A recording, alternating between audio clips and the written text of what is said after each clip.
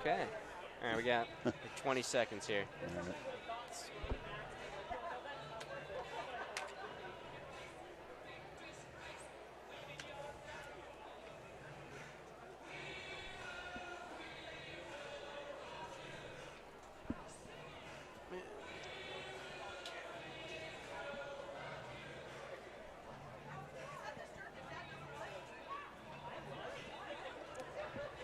We're back to the Thomas Fieldhouse for the third time today. Athletic event 3 of 3 to take place inside these confines, and it's one that features a top 20 wrestling team against a Lock Haven program that's perennially been in the mix over the last few years. Sam Cooperman and John Conklin joining you from the Fieldhouse. Lock Haven University Wrestling 6-4, hosts 7-2 Army, which features a lineup chock full of nationally ranked guys. Lock Haven with half of its lineup currently in the rankings in some form or fashion. It should be a nice showdown inside the Fieldhouse this evening, John. Just on initial glance at this, what do you make of the matchup between the Bald Eagles and the Black Knights? Initial glance, I'd say I'm just looking down through the lineup like you mentioned there with Army, and they just have a lot of very tough, solid wrestlers the whole way from top to bottom. Battle tested, looking at their, what they've done so far this year and wrestling some big programs like Wisconsin. 1 point loss to them to start the year off there in the battle in the Midway. Also a close loss to North Carolina, but they were at the Midlands. So, they've gone up against very stiff competition. Like I said, battle tested, very good lineup, and it's just going to be a tall task for the Bald Eagles. A little bit banged up in the Bald Eagles, lineup there. So they're just going to need, probably a couple upsets and get some bonus points out of their kids. Some of those, the powerhouse guys they have there, and hope they can get the victory. If you've kind of been out of the loop with Lock Haven Wrestling over the past month since our last broadcast, well, Lock Haven competed at the Southern Scuffle, and 125-pound junior Luke Warner took second place, and he's worked his way up to 15 in the national rankings. It's remarkable because when you think back to the Central Michigan dual meet that started us off, John, we weren't sure if Warner would wrestle, as he was initially planning to redshirt this year and come back to have 2 more years of eligibility. Coach Moore talked with him, explained to him that, hey, we could really use you in the lineup, and you have a good shot to qualify for nationals and kind of work your way up through this season. And not only has he done that, he's been Lock Haven's most consistent wrestler in the lineup, going with a 22-4 record, went 3-0 over the Southern road trip that took place last week, and second place in the Southern Scuffle, beating some nationally ranked guys. What do you make of the way Warner has risen through this season? Well, as you mentioned, we weren't sure if we were going to see him there at Central Michigan match. He did come out and he took on a very tough opponent in Hildebrand out of Central Michigan right out of the gate. Lost a heartbreaker there at the end, lost 3-2. Since then, seems like, he really has confidence. Like you said, second place at Southern Scuffle with some wins over some tough opponents, and certainly the most successful wrestler over that road trip that they just had. And that included a 4-2 win over Killian Cardinale of Old Dominion, and he's a very good wrestler. So I think it seems like Warner's getting even better as the season goes on, and I think he's going to have a really good matchup here tonight against Trey Chalafu out of Army. And so Chalafu himself has had some really tough opponents. He's on a five match win streak coming into this. So I think I'm assuming we're starting at 125. I didn't even ask that. So right out of the gate here tonight, we're going to see a really good matchup between Chalafu and Werner. Yeah, we're starting at 25 by all accounts. I mean, you never know, but it seems like that. And really, Lock Haven will start these dual meets at 25 unless there's a specific reason. In an instance is the Bloomsburg dual meet where we had here about a month ago, where Lock Haven and Bloomsburg battled, and there were 2 nationally ranked guys at 184, Lock Haven's Hazel and Bloomsburg's Trevor Allard. In that case, make for the theatrics a little bit, have some fun. Otherwise, usually pretty traditional in the weight classes here. And Chalafu, a guy that Warner faced at the 2018 Black Knight Invite at Army in the championship round. And Chalafu, then a junior, 175. Warner only a sophomore then, and he's gotten infinitely better since then. And 3-time MAC East Wrestler of the Week. He got his 3rd time receiving that award this week for that 3-0 mark during the Southern road trip, which featured losses at Appalachian State and Old Dominion, but a big conference victory against George Mason on Saturday to close out that treacherous trip that covered a lot of mileage. Coming up, we'll get to the lineups in this matchup, as, of course, we just talked about the 125 bout, but there's lots and lots to talk about as Lock Haven Wrestling hosts Army, and John and I have it for you here on the Bear Country Sports Network. Hi, this is Kara Montarsi, your new Lock Haven State Farm agent, a hometown girl that's here to stay. Take a moment and ask me about the great products that State Farm offers. We have auto, life, fire, health, and bank, including credit cards, refinancing, checking, savings, money market, and car loans. Please come see me at State Farm Insurance, 358 East Main Street, Lock Haven. We are truly your one-stop shop, 570-748-4322. Like a good neighbor, I will be there. The people at Kurt's Smokin' Ribs are excited and proud to support Lock Haven University Athletics, providing the area with outstanding barbecue, wood-fired pizza, wings, and more for 12 years. Kurt's Smokin' Ribs, 243 Pennsylvania Avenue in Mill Hall, 570-726-RIBS. That's 570-726-RIBS. And find them online at kurtzsmokinribs.com. Kurt's Smokin' Ribs, happy to bring you coverage of the Lock Haven Bald Eagles. Take a great exploration vehicle, add available intelligent adaptive cruise control with stop and go, lane centering, and speed sign recognition. And available intelligent four-wheel drive with terrain management system and selectable drive modes. And some more highly advanced features for doing highly advanced stuff. Then you have the 2020 Ford Explorer, completely redesigned with more technology than ever. It's the greatest exploration vehicle of all time. Driver assist features are supplemental and do not replace the driver's attention, judgment, and need to control the vehicle. At Woodlands Bank, you don't have to worry about bank closures, name changes, or unplanned fees. Our customers' priorities are our top priority. We offer several personal and business accounts that are rewarding and don't charge a monthly service fee or require a minimum balance. Does your bank do that? Visit woodlandsbank.com to learn more about our products and services or stop by any of our 8 convenient locations in a neighborhood near you. Experience community banking the way it should be. Woodlands Bank, member FDIC, Monday through Friday, 8 a.m. to 6 p.m., Saturday, 8 a.m. to noon. Finally, a simple way for you to put the Bear on your phone and tablet. Simple meaning Simple Radio, S-I-M-P-L-E. Go to any app store, download the Simple Radio app. It'll take about 30 seconds. When the app's installed, type in The Bear, Country 99.9 FM. Don't forget the. It distinguishes us from other radio stations. That's The Bear, Country 99.9 FM. Once you hear us, press the star to make us your favorite. That way, every time you hit the Simple Radio app, The Bear will come up first. It's just that simple. From WQBR. This is Doug Spatafor, Lock Haven University Director of Athletic Communications and Marketing. Be sure to visit golhu.com, the official website of Haven Athletics, for social media handles, schedules, scores, recaps, and much more.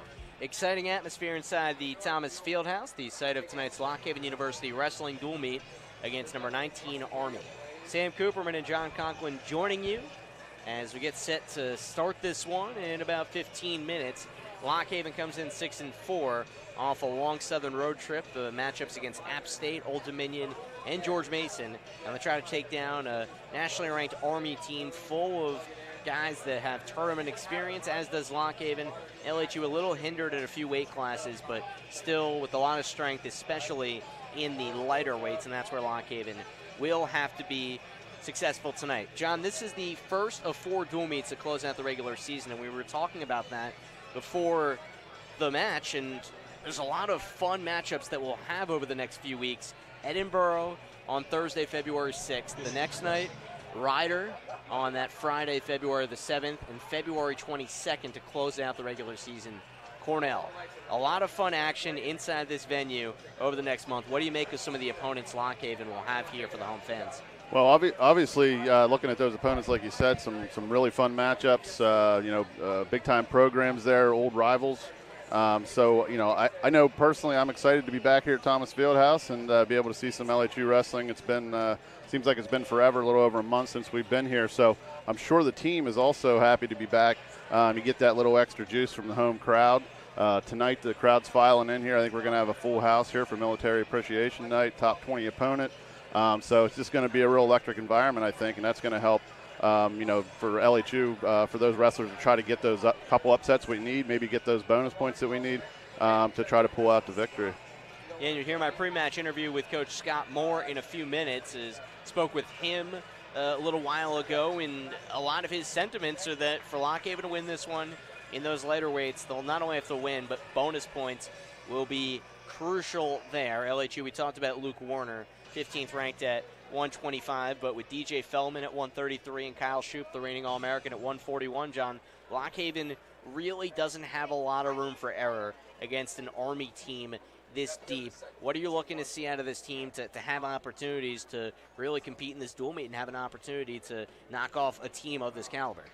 Well, I think they have to obviously come out and be aggressive, but, controlled aggressiveness and not be reckless, not get caught out of position and, give up bonus points. That's the last thing they need. So, it's just wrestling confidently, wrestling aggressive, but in control. And, that's what they need to pull out some of those victories, the close wins, and get some bonus points potentially. And we'll go through the official lineups in a few minutes here, presented by our friends at the Veterans Benefit Center of Lock Haven, fitting on Military Appreciation Night here at the Thomas Fieldhouse. But as far as any particular matchups, John, that you've looked at in this dual meet between Lock Haven and Army, what are you most excited to see? 25 would be right off the top there. I think that's going to be a really good matchup between Werner and Chalafu. I mentioned that just a little bit ago. But also down at 174, Jared Sechrist and Ben Harvey. Ben Harvey, number 14 ranked right now. Sechrist is, in 32 they have him listed at. So Sechrist certainly has the ability to pull that upset. But I think it's going to be a really good match, and it'd be nice to see Sechrist get the upset. But the other one I also want to see, just Noah Stewart, who's a local kid out of Mifflin County, District 6, coming in at 20-7 at 184. Unfortunately, on the other side of that, Corey Hazel is out tonight, so we would have had a matchup there of two District 6 kids, but still want to see Noah Stewart. I probably haven't seen him wrestle since back in his high school days at Mifflin County. Yeah, Corey Hazel, two-time qualifier for Lock Haven. Hope to get him back by the time we have Edinburgh here in a few weeks. But Hazel's been banged up since the scuffle, suffered an injury there, and little by little he's recovering. But Lock Haven should have Ray Burnott in his spot, a redshirt junior, a lot of experience. But ultimately, he'll have to go against the guy, Noah Stewart, that's one of Army's highest-ranked guys. We'll step aside here on the Bear Country Sports Network and take you to my pre-match interview with Coach Scott Moore. And then we'll get you lineups and the start of tonight's dual meet. Lock Haven and Army on the Bear Country Sports Network. It is Lock Haven University Wrestling. It's a Lock Haven tradition. Great food and fun at Pizza City, the Bears' favorite pizza. Specialty pizzas and delicious calzones, strombolis, cold and hot subs, wings, cheesesteaks, wraps, salads, and half-pound burgers. Legal beverages available. Ed invites you to enjoy all-you-can-eat pizza and wings Tuesday, Thursday, and Saturday from 6 till 9, just $7.95. Pizza City, 270 Susquehanna Avenue, Lock Haven, 570-893-1832. That's 570-893-1832 for takeout. It's time for some straight talk. Some choices don't require a brain, like getting the new iPhone 11 with the ultra-wide camera. Do you want an expensive plan with a contract or an affordable plan with no contract? Like I said, a no-brainer. Why pay more for the same network? Switch to Straight Talk Wireless and get a plan that's up to half the cost of big carriers, all on America's largest and most dependable 4G LTE networks. Straight Talk Wireless, only at Walmart. Savings may vary. See straighttalk.com. I sat down to write a radio ad and thought, what should I say to convince people to come to Ridgecrest Home Sales? Bruce Springsteen was playing loud on the radio, and I thought, the boss should know all the right reasons. Hi, I'm Karen Willer, the boss at Ridgecrest Home Sales. I am so very proud of what we do here. We tell you the honest truth about what to expect when you build a manufactured or modular home. And our homes are a wow. Really beautiful with tons of nice goodies included. Ridgecrest Home Sales does turnkey better than any of our competitors. I know that because I've shopped them all. We give you a true 100% complete build coordinated by Kurt, a civil engineer, with one price that doesn't cost you more at the end. We educate our customers to know exactly what they will get with everything in writing. Yeah, we make mistakes sometimes. No one is perfect, but it's how we fix those mistakes that makes us a great company. And our prices are more inclusive than anywhere around. So the boss invites you to visit Ridgecrest Home Sales, Route 150, 1 mile outside of Beach Creek, or online, ridgecresthomesales.com. We're born to build.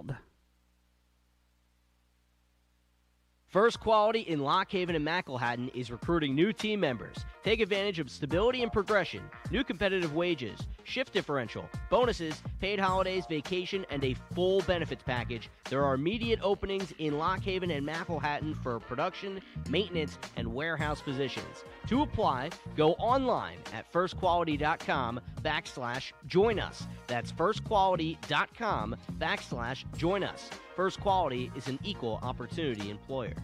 Cutting Edge Country on the Bear. Joined pre-match by Scott Moore, head coach, Lock Haven University Wrestling, getting set for a dual meet back in the Fieldhouse against number 19 Army, which has quite a loaded roster. What do you make of your counterpart for tonight? It's a tough team, a team that's been improving and has a lot of depth and has competed well in dual meets and tournaments, and has been ranked as high as even 13th or 14th in the country. But just solid throughout. All 10 guys come to wrestle hard. Guys are obviously trained. It's a military, so these guys are going to fight hard for 7 minutes. They got a lot of talent, and we expect some good matchups tonight and really looking forward to it. Scott Moore with us pre-match as we get set for this one against the Army Black Knights, with the first match coming up at the top of the hour. You guys come off of that Southern road trip a little banged up. How do you assess the way your team is at this point coming into this dual meet? Yeah, I'm happy with where we're at right now. I mean, as you mentioned, it's a 4-day road trip, 3 duels.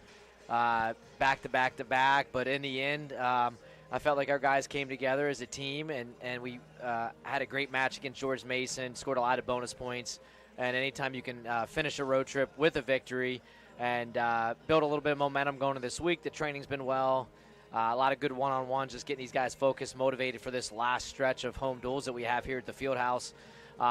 Still a couple guys out of the lineup, but you gotta expect the guys you put on the mat are going to be ready to compete. Anytime you're going to beat a top 20 team, you got to pull some upsets, and your veterans got to step up and score bonus points. So that's what we're hoping for tonight. Scott Moore with us pre-match, and you've certainly pulled some top 20 upsets in this venue before. What will be the key areas where you guys will need to capitalize in this dual meet to really have an opportunity to pull this off? Well, we're favored early on, and so we got to win those matches and score some bonus points, and then in the middle weights, 49, 57, we got to be in those matches. They're matches our guys can win. They have the potential to score points. And then later in the duel, guys like Seacrest and Parker McClellan, both of them have really tough matchups, but both the guys are very capable. They have the ability to score points. And, so we're down the stretch, we need to score a few wins and keep ourselves in a match early, get some bonus points, and then find a couple ways to get some upsets, 74-97. Scott Moore talking Lock Haven Wrestling here, and Army is the opponent tonight. What do you expect the atmosphere in the Fieldhouse to be like against a top 20 team and finally back here after a month away from home? Yeah, a lot of people are excited at Veterans Night. Army, West Point, a lot of respect for them and the individuals in their program, their coaching staff, and I think you're going to see the same from the community and wrestling fans. It helps that they're a top 20 program. They do have a wrestler on their team from Mifflin County, so they bring some local talent in. But overall, it's just a draw. You're wrestling a top 20 program. Our guys have been wrestling well, and I think it's intriguing for anybody on a Saturday night to get out, get your dollar dogs, and see some scrapping. Dollar dogs, lots of treats here tonight, and of course the wrestling is what we're here for. Should be a good one. Finally, Coach, you mentioned the lighter weights is where you're going to have to capitalize on. I do want to discuss Luke Warner with you for a minute, because his rise this year, and we've seen him succeed all throughout his Lock Haven career, but coming in after initially thinking he'd redshirt, you decide to put him in the lineup, and he's been spectacular this year. What do you make of where he's at right now and the opportunity he has against a former national qualifier? Yeah, he's been doing a great job for us, and this is a matchup he lost last year, in the finals of the Black Knight tournament, but I feel like he's been wrestling well. He's been gaining a lot of momentum.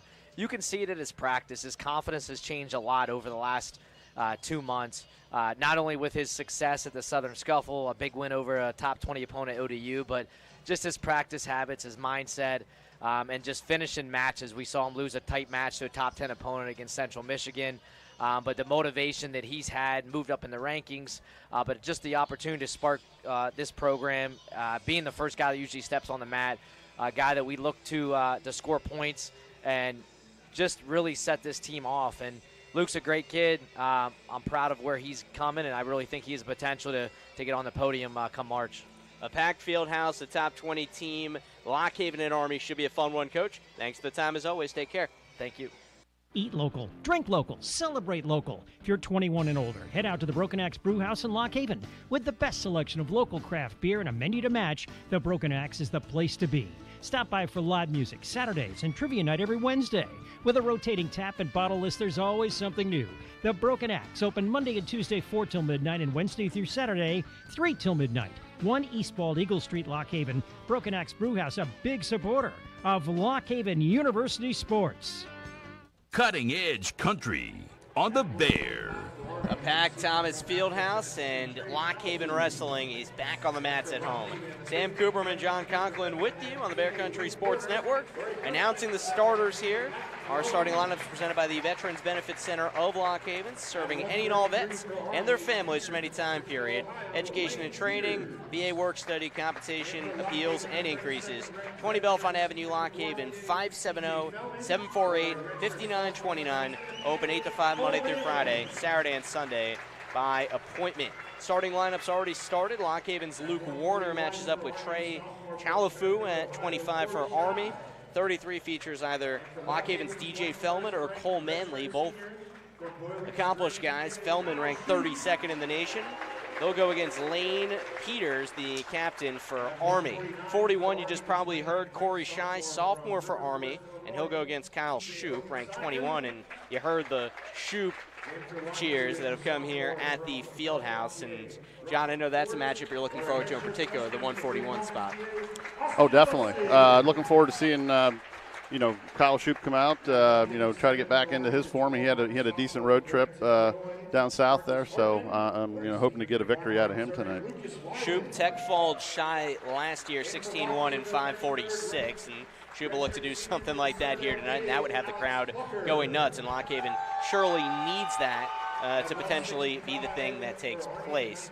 149 Lock Haven either goes Port or Wilson there. Rockport, the Bellefonte native, has started a majority of the dual meets this year. Wilson did get one crack at it in that trip down south. Though against PJ Agunsanya, sophomore, number 29 for Army at 57. Army's got either number 12 Marcus Hartman or Lucas Weiland. Weiland, a two-time qualifier. They'll go against Lock Haven's Alex Clucker, presumably. Also at 165, Lock Haven can either go Caleb Clymer, who hasn't wrestled since the Navy dual meet. He's 5-5 on the year, talented redshirt freshman. Either him or Austin Bell. On the other end, they got Cale McCormick, number 19 wrestler in the country. So Army, we talked about that depth. A lot of ranked guys. 74, another one you highlighted earlier, John. I want to focus on it for another moment. Lock Haven's Jared Segrist, number 32, can have a chance to get a really important win for his portfolio going against number 14, Ben Harvey, a kid that's 17-6, senior for the Army Black Knights. Yeah, you look at what Ben Harvey has done this year so far. I mean, he split meets with Joey Gunther from Illinois, who's ranked number 23rd, very solid wrestler.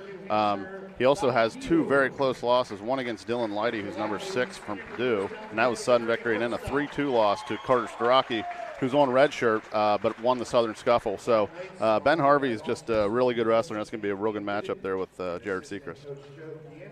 And at 184, Lock Haven will not have Corey Hazel in there. Should be Ray Bernat getting the call. He's been out there for Lock Haven during the Southern road trip. Went 0-3, but he'll try to battle number 12, Noah Stewart, kid locally out of Mifflin County. 197, they'll have Alex Hopkins, number 22, or JT Brown, a sophomore. Hopkins is a senior. Lock Haven will either have Parker McClellan or Blake Reynolds, presumably McClellan based on previous matchups. Finally, Trey Hartsock for Lock Haven, and on their end, number 23, Ben Sullivan, or junior Bobby Heald. We'll take a break for the anthem, and then we have the start of this dual meet between Lock Haven and Army. We are Chapel Physical Therapy. Shouldn't your physical therapist be as invested in your recovery as you are? Call 570-726-0331 for Chapel Physical Therapy, where you'll receive the one-on-one care you deserve. Whether your goal is to return to high-level athletics, work, lifting your child, keeping up with the grandkids, or simply bending over without pain, we're here to get you out there faster and stronger. Achieve your goals with Chapel Physical Therapy. 570-726-0331. Route 64 between Mill Hall and Lamar. PSECU believes your money should stay where it belongs, with you. That's why they charge few, if any, fees. Become a member today at psecu.com. PSECU, proud sponsor of the Bald Eagles. It's the biggest sale of the year at Smith Furniture in Lock Haven.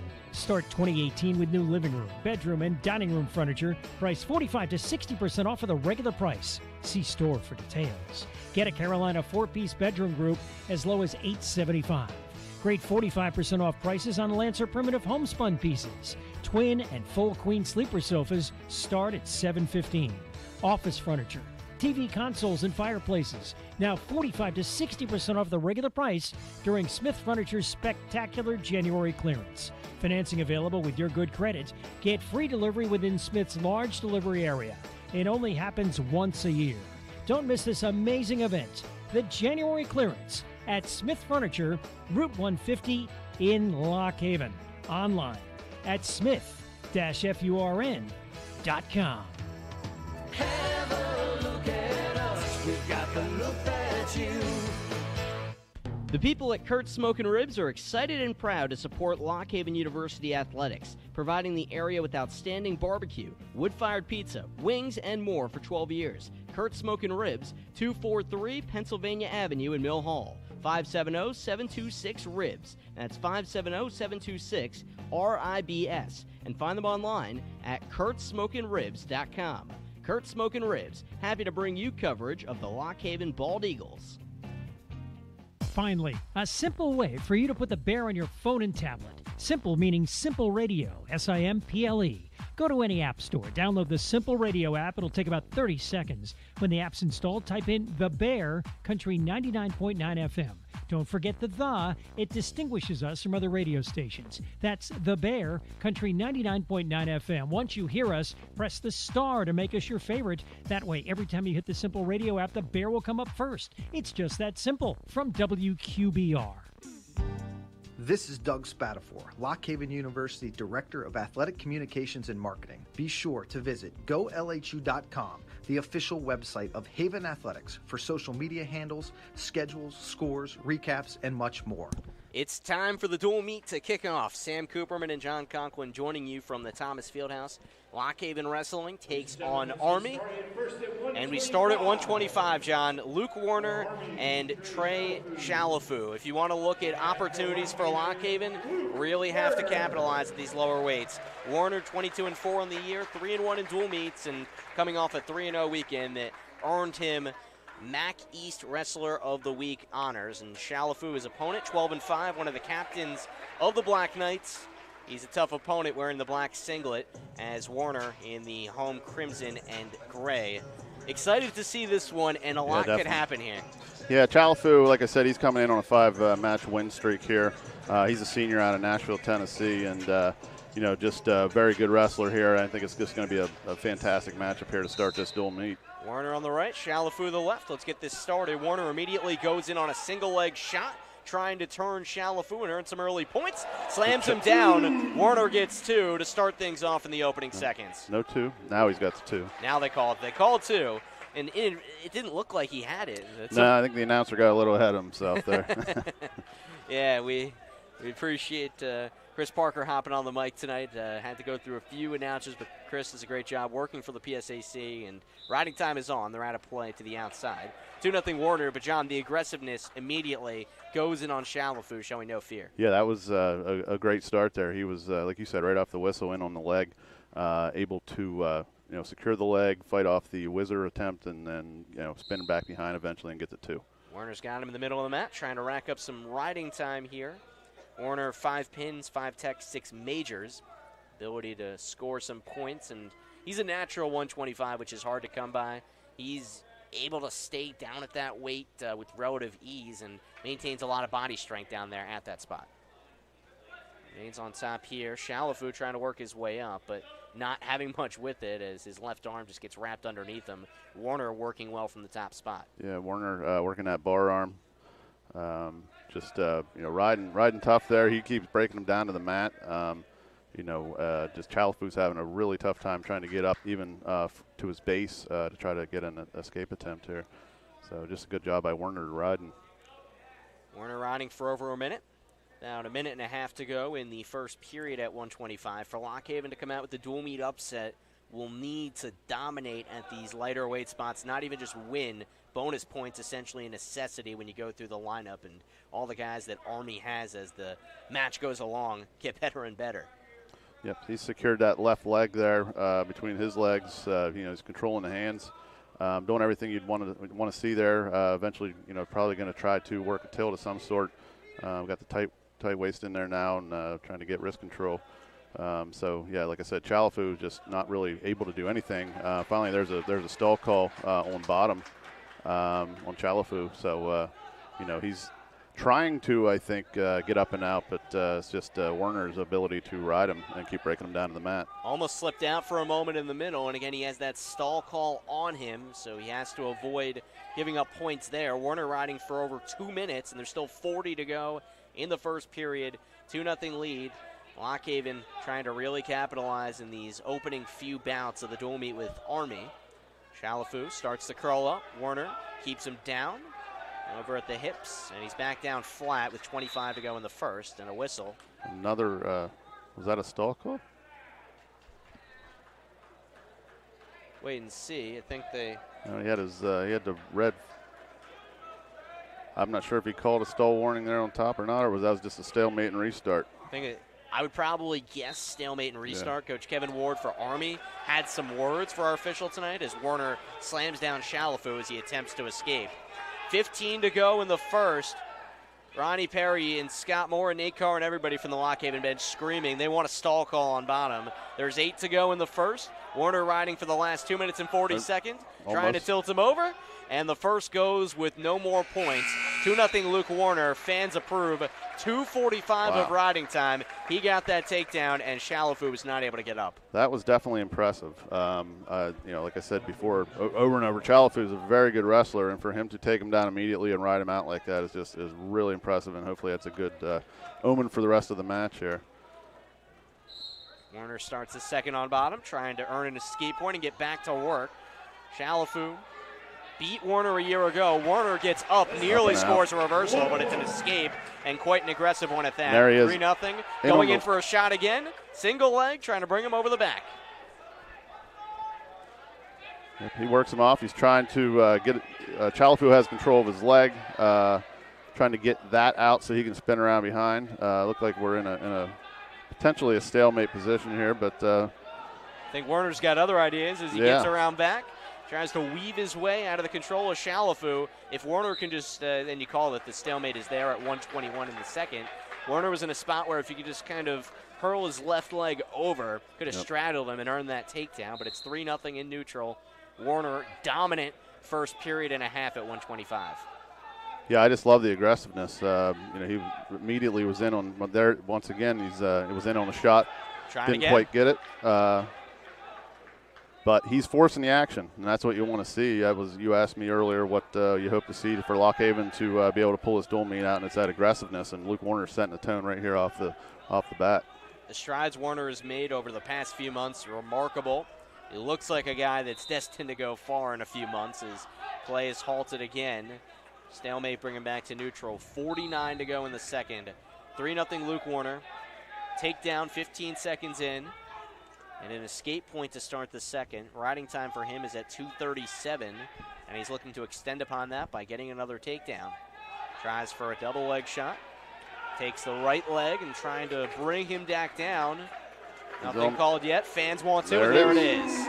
5-0 Luke Werner. This is dominance. 20 seconds to go in the second. Yeah, Chalafu hasn't been able to do anything up to this point. All the shots that I can see has been from Werner. Once he has been able to get the takedowns, he's just ridden Chalafu out, and he's continuing to do it here after this takedown. So, like you said, just total domination so far from Luke Werner. And Werner's wrestling a very capable opponent as the second concludes 5-0, 3:04 of riding time.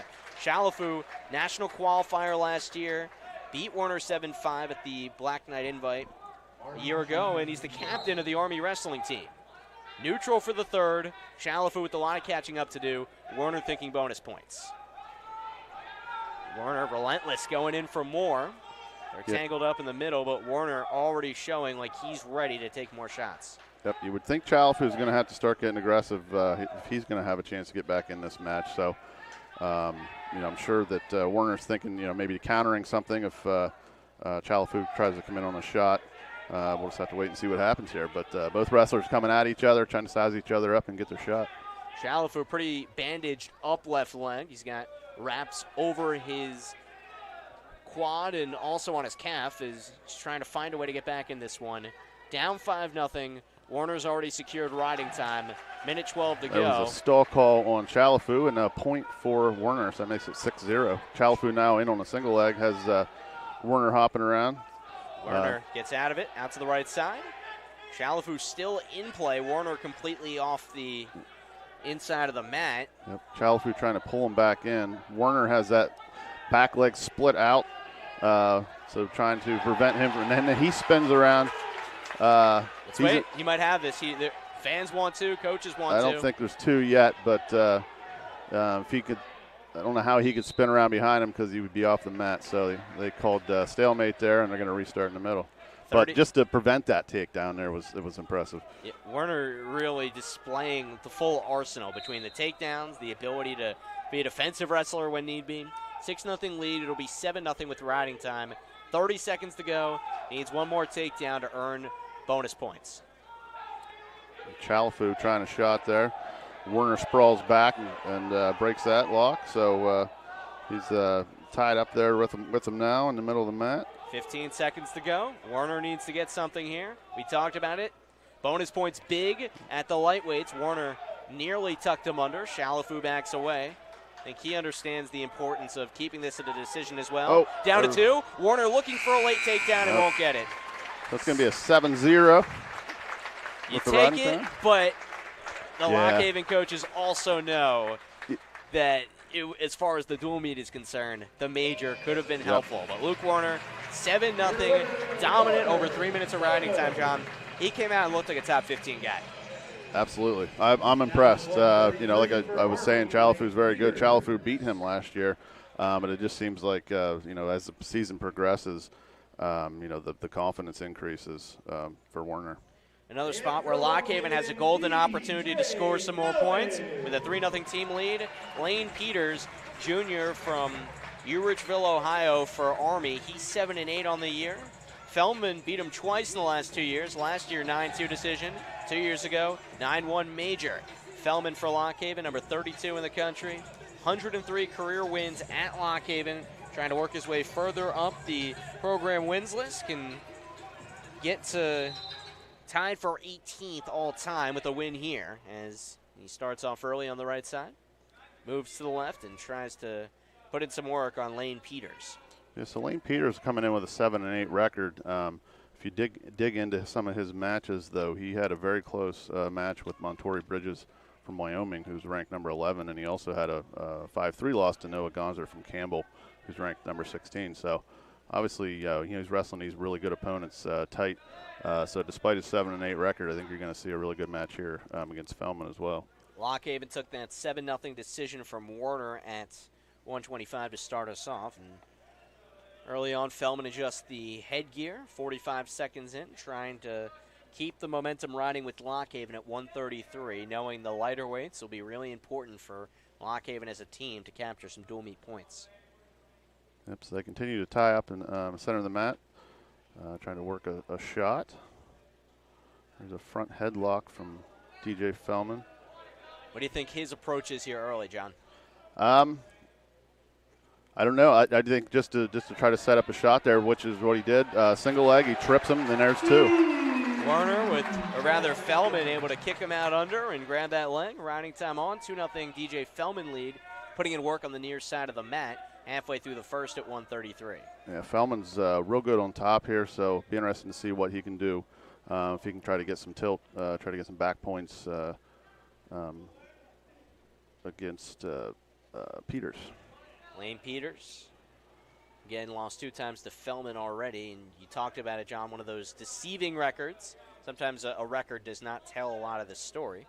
That can go for both ways, but DJ Feldman, proven guy. Brings him back down again as Peters trying to escape, and they're out of play to the right with 1:05 to go in the first. Yeah, I mean, at this level, all these guys are really good.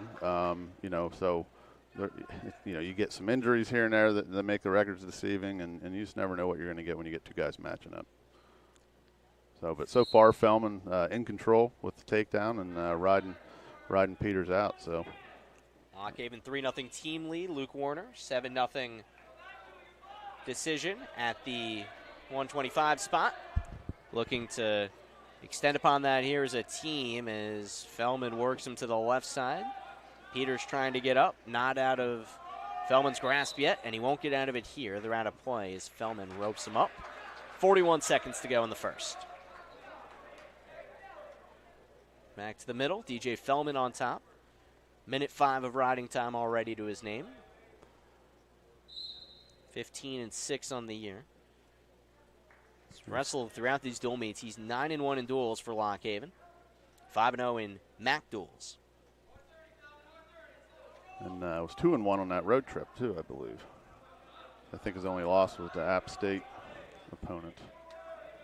And that was a tough one. That went to sudden victory. Fellman really wrestled well on that trip. Just had a tough end of the draw against the guy he's beaten before from App State. And Cody Russell is a national qualifier. Fellman rolls around with Peters.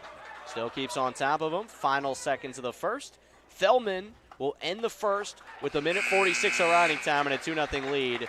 Another strong start at the lighter weights for Lock Haven. Yeah, I really like what I'm seeing so far out of these first two wrestlers at Lock Haven. I mean, they're riding tough. They're being aggressive and forcing the action, and you know, it's just good to see. And it might be just because of that positive momentum they got from the win there at George Mason to end that road trip. So coming in here strong so far.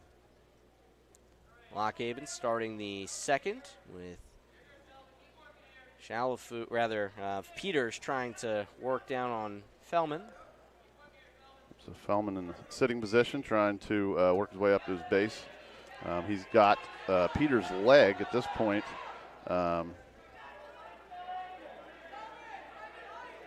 This kind of looks like they're working towards maybe a stalemate, but because it doesn't look like Peters is going to let go of his body, and he has, you know, Fellman has good control of the leg there from Peters. So doesn't seem to be a position that, well, I could be wrong.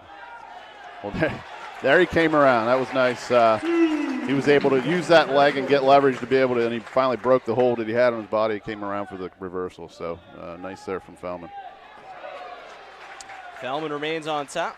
Minute to go in the second. 4-0 Fellman lead. So Fellman trying to hook up that far side cradle there, it looks like, too. Not able to quite get it. Has the left ankle of Peters. He's got the right leg hooked.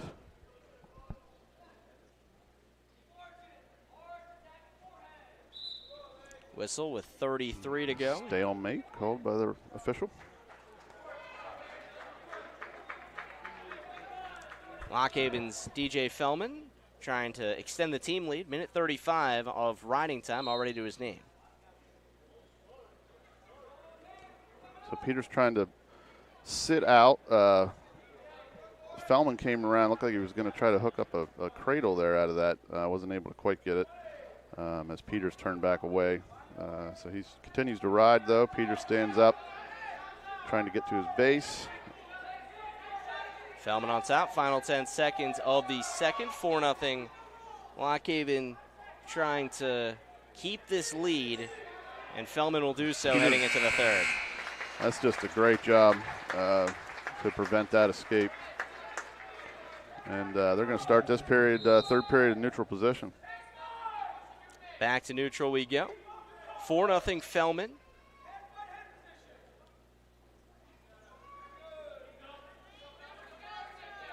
.209 a riding time here, so he's got that locked up.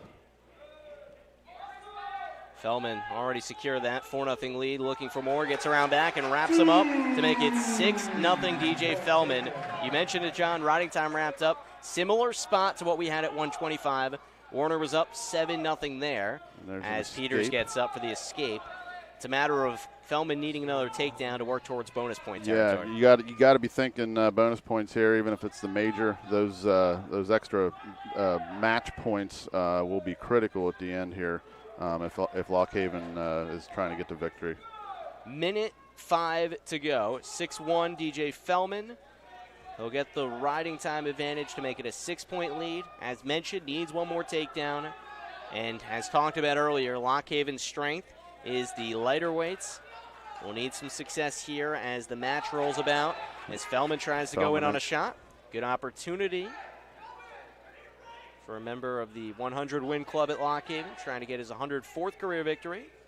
Attempting to pull Lane Peters over his back and hand the Army wrestler his 9th loss of the year.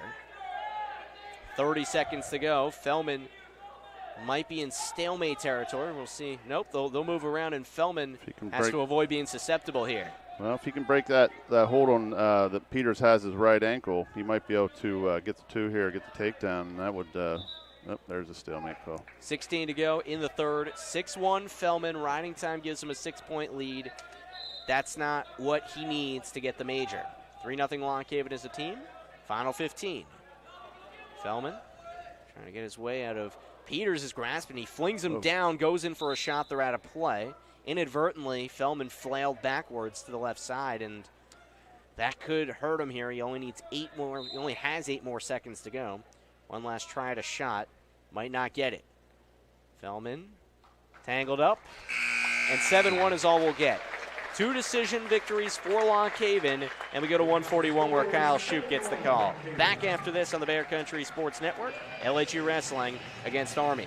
First Quality in Lock Haven and McElhatton is recruiting new team members. Take advantage of stability and progression, new competitive wages, shift differential, bonuses, paid holidays, vacation, and a full benefits package. There are immediate openings in Lock Haven and McElhatton for production, maintenance, and warehouse positions. To apply, go online at firstquality.com/join us. That's firstquality.com/join us. First Quality is an equal opportunity employer. WQBR The Bear, cutting edge country. Sam Cooperman, John Conklin back with you inside the Thomas Fieldhouse. Lock Haven Wrestling up 6-0 over Army. 141 bout starts with Kyle Shoup in the home crimson singlet against Corey Shy in the road black. Shoup beat him 16-1 via tech fall last year at the Black Knight Invite. And Shoup gets an early takedown on the left side if he can officially get it scored, and he has it. Shy tried to pirouette his way out of it, but could not get it. Shoup on top, 2-0 lead, and this is a guy that's the back-to-back national leader in tech falls. Don't want him on top of you, and Shy doesn't let him. He's up and out, 2-1.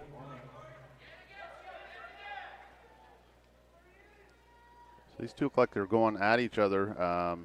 Shy looks like he's trying some upper body, trying some arm drags and things.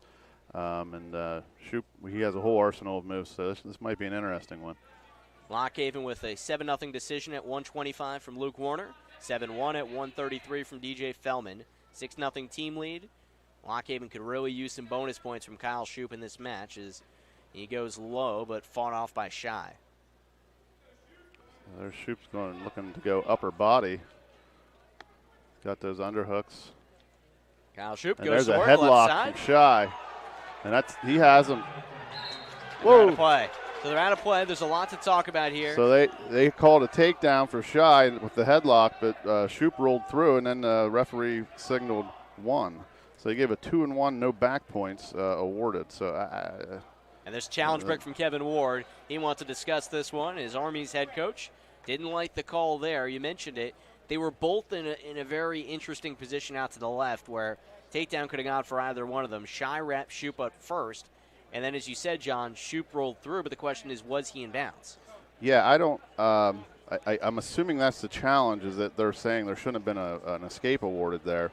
I think it was a takedown. He took him to his back. It didn't seem like he had him there long enough time to get any type of a count.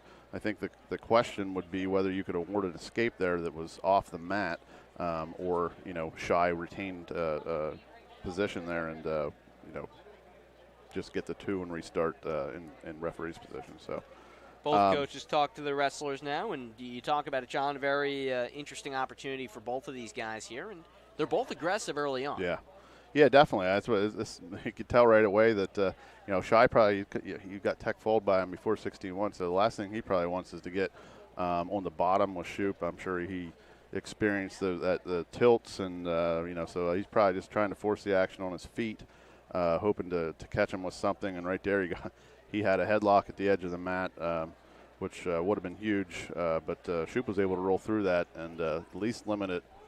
It'll either be 2-1 or 2, and he'll be on the bottom. So we'll see what the whirling is. Stay on the call on the mat stands, and we go back to the middle in neutral, 3-3. Minute 42 to go in the first. After that is where Army's string of nationally ranked guys starts. So Lockhaven can try to clean up as much as possible here and give a little bit of breathing room. Shoop goes in on a single leg. Shot. Good Shy shot. was able to roll through that. Shoop might wrap him up here, though. Let's see. Yep, if he has hold of Shoop's leg, not letting go of that, preventing him from getting around and getting the takedown. Both of these guys with some good defensive wrestling here in the first nearly 2 minutes as Shoop closing in on position, but he's left leg. Kick his own leg out of there. There's a stalemate. Minute 6 to go in the first. 3-3. Yeah, this is exciting. Yeah, this is good. And Kyle Shoop, currently ranked 21st. Finished 7th in the nation at 141 as a redshirt junior last year. Shoop. Oh, he falls down, and that's a gimme for Shy. Shoop just slipped in the middle of the mat, and Shy gets the wrap-up to make it 5-3 Army. Yeah, it looked like Shoop was trying to go upper body there like an inside trip. He was just slipped and lost balance, and Shoop and Shy ended up on top of him there for the takedown. Now Shoop's out for the escape, so that's 5-4. Shoop down a point. Riding time a non-factor to this point. 3 seconds of it for Shy. Shoop goes in on a single leg. Shy falls down, but he fends him off well, and they're back in neutral. Shy doing a really good job, and Lockhaven fans want to. They're out of play first, out to the left. And that was a good call. Good non-call, I should say. Corey Shy doing a really impressive job. Didn't know what you'd see from the sophomore from Fairfield, Ohio, but he's come out to compete. And definitely. He's a counter every time Shoop has something for him. Final 15 of the first. Shoop down 5-4. Now Shy in on the leg. Shoop trying to roll through that, but he gives up the takedown. Kyle Shoop is down 7-4. Final 5 seconds of the first. Kyle Shoop looking to the Lockhaven bench for instructions, and he'll try to go into the second to mount the comeback. Yeah, I'm impressed with Shy from Army here, coming out just taking it to Shoop. Especially having been tech fouled by him earlier, or previously, I should say. Very, very impressive. This is going to be an exciting last 2 periods there. Minute 50 to go in the second. Started in neutral, and Shy in on a shot immediately. Shoop trying to roll around back as Shy has control of Shoop's left ankle. But Kyle Shoop attempting to maneuver his body around back. Can't do so yet. Down a minute 35 to go here in the second. Shy, this would be one of the biggest wins of the year for him. And he was a qualifier nationally last year as well. This isn't a nobody by any means. Shoop has just had his number in the past. As Shoop is down 7-4. Attempting to get the third Lockhaven victory of the first 3 match, first 3 bouts rather. And as you mentioned, John, stalemate back to the middle. Minute 17 to go in the second. Where does Shoop need to improve here as the match goes along? He just needs to finish one of these takedowns. He's in on shots. He can't finish it. I mean, it's all Shy's ability to fight it off. There he did. So he finished that takedown there. That's exactly what he needed. And now he's looking for that tilt, that gut wrench tilt. Shoop known for those tilts. He's down 7-6. He scores that takedown. Shy is in prone position now with his arms out. Looks like the coaching staff, LHU coaching staff, wants a stall call. We didn't get one yet. But Shoop has that wrench. He's trying to pull him over here, and Shy's doing everything he can to prevent himself from getting turned to his back. Scott Moore practically onto the mat. They're watching closely, him and Nate Carr Jr. They want a stall call, but that's not happening as Shy gets halfway up. Yeah, Shy reaching back for the head, and that's never a good thing to be doing there. So Shoop continuing to ride him, trying to work that tilt. Like I said, Shy just has his arms out, trying not to get tilted over, but at some point that's got to be a stall call, which hasn't happened yet. It's moving ever so slightly with 10 seconds to go in the second. Shoop down 7-6, hoping for a stall call and an increase in that riding time And it'll go into the third with riding time at 56 seconds in his favor and down a point. Should be a fun finish at 141. So it looks like they're starting the third. Shoup's starting on top. He chose top. Kyle Shoup wants to increase that riding time, and very tough guy to get away from is Kyle Shoup. If Shoup can just stay on top, if nothing else, they go to extras at 7-7. But Kyle Shoup confident he can work from the top position. They flail to the middle, start of the third. Shoup trying to get a tilt in. Yet to get any back points in this match. It's all been takedowns and escapes.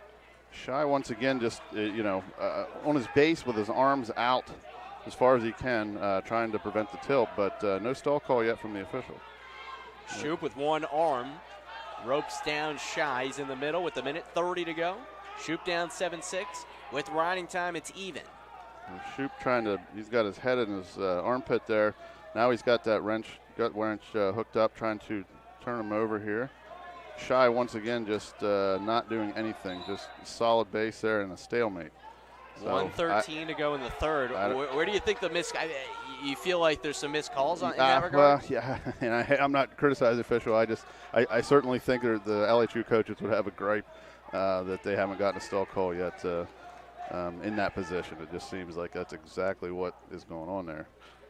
He's obviously he knows the tilt's coming, but you can't just sit there and not do anything. We'll see what happens here the rest of the period. 1:13 to go in the third. Shoup with riding time, and it looks like the riding time clock is going down now, so the riding time got sent the wrong way. Yeah, they're going to have to fix this completely. There's 55 seconds to go in the third. Let's just say, for argument's sake, Shoup captured riding time. There was a stall call on Shy. So, yeah, the riding, like you said, the riding time is going the wrong way. He should have that locked up, which would give him 7-7. Yeah. And not only is it going the wrong way, it's going towards Shy. It's saying Right. Shy's riding time is diminishing. Right. So that's completely off. We'll negate that. There's only 30 seconds to go in the third. All things considered, it's even if Shoup stays on top. If Shy gets up, he's in front by a point. There's 20 seconds to go in the third. Kyle Shoup trying to get a tilt in, using the right arm to try to spear him over. Shy staying tough in a lunge. There is already a stall call on him. If the official calls it, that'll give Shoup essentially the win. There's 5 seconds to go. Working the tilt. Is Shy going to give up back points? It looks like he is. The fans feel it. He did not and get the fans are waiting for it. He didn't get two. Fans don't get it. He does not get it. It's 7-7, and now we'll have to adjust this riding time clock, and it will be 7-7 going into sudden victory here. So something went wrong with the clock operating level. Yeah, he definitely had riding time, no doubt about it. I probably some complaints there, valid complaints on the LHU fans and coaches, just on two accounts. One was not getting the second stall call there that would have given him the point for the win. The other being that he didn't get a 2 count down here when he had him tilted. There was just 2 1 counts. So either way, we're tied at 7. We're heading to sudden victory. They had it at 2:55 of riding time. So Shoup rode out the third, just couldn't capture any points there. Goes for a takedown, single leg. Can he bring him down? Shy defensively does a good job, but Shoup looking to work some back points here. 2. They give him the 2, and Shoup on top. Kyle Shoup doing what he does best. Goes in for the kill, and Lock Haven a little tighter than you would have liked, but Kyle Shoup 9-7 takes extra time, but he gets it done. Yeah, so LHU, the Bald Eagles get the 3 wins there to start the dual meet like they wanted, but they got no bonus points. And, obviously you like the fact that they got the win, but we'll see the lack of bonus points if that comes in play here later on with the dual meet score. 9-0 is a team right now for Lock Haven, but Army's Kevin Ward, the head coach, still consulting with the official on the mat, frustrated. Feels like something was missed there as Shoup just got an immediate takedown. Not sure what he thinks is the issue. But right now, we turn our attention to 149. Rockport does get the call for Lock Haven. And the home Crimson singlet brings an 8-8 record to the mat.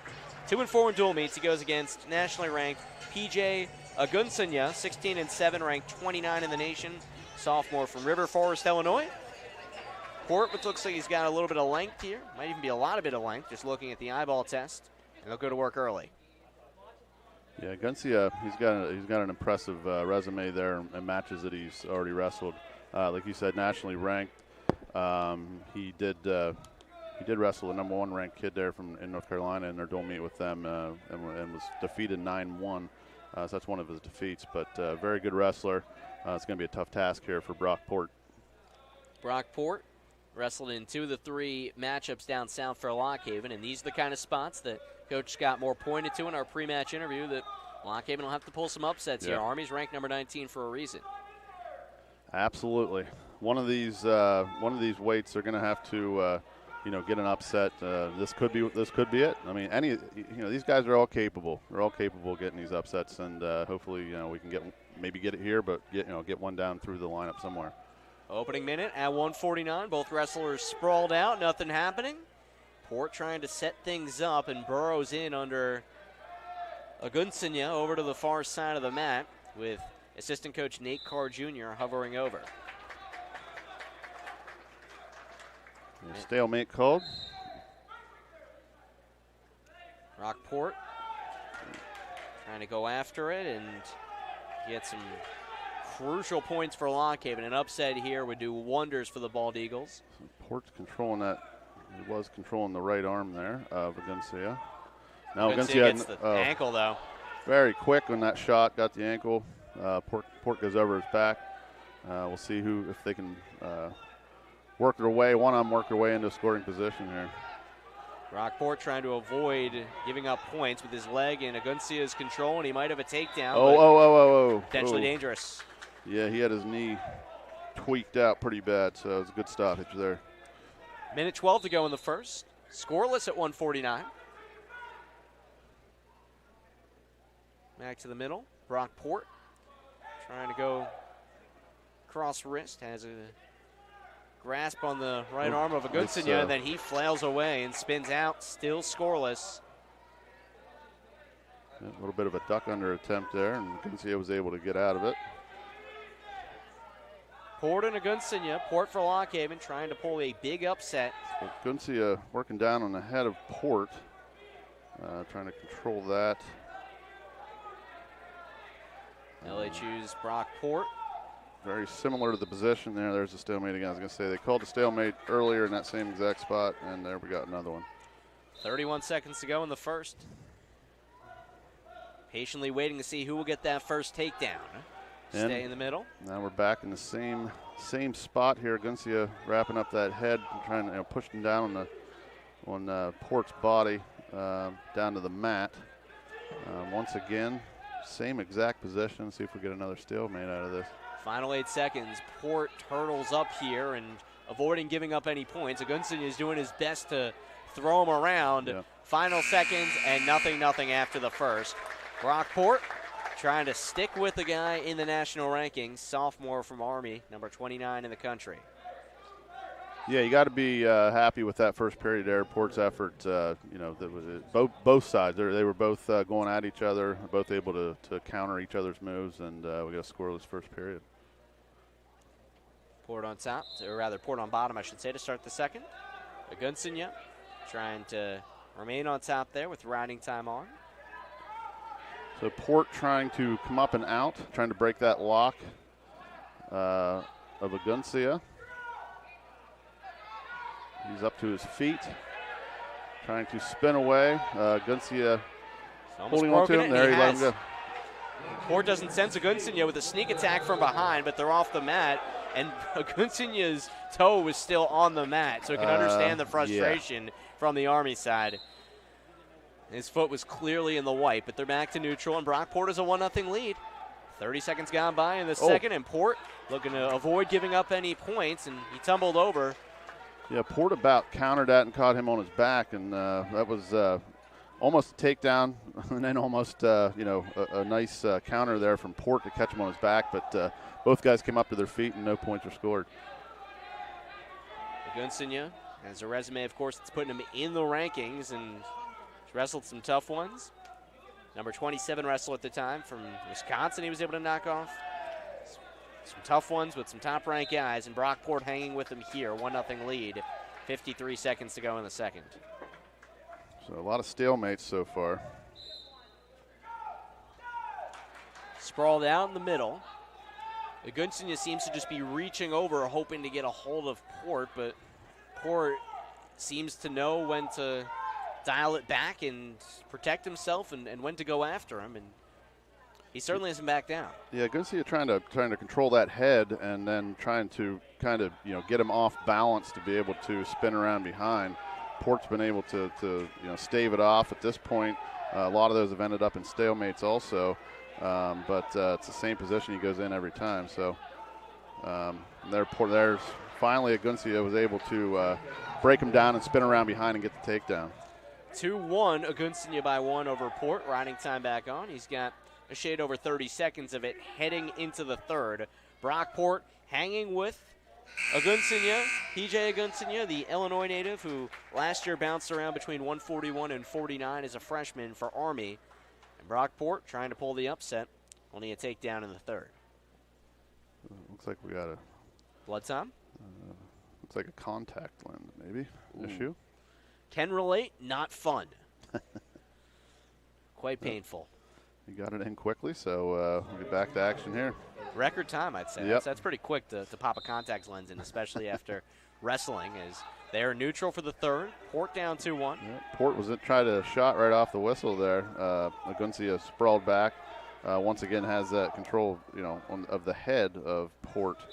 And there we get to stalemate again. Minute 45 to go. Brockport trying to extend this Lock Haven team lead. LHU won the first 3 bouts, all by decision. Here against number 19, Army.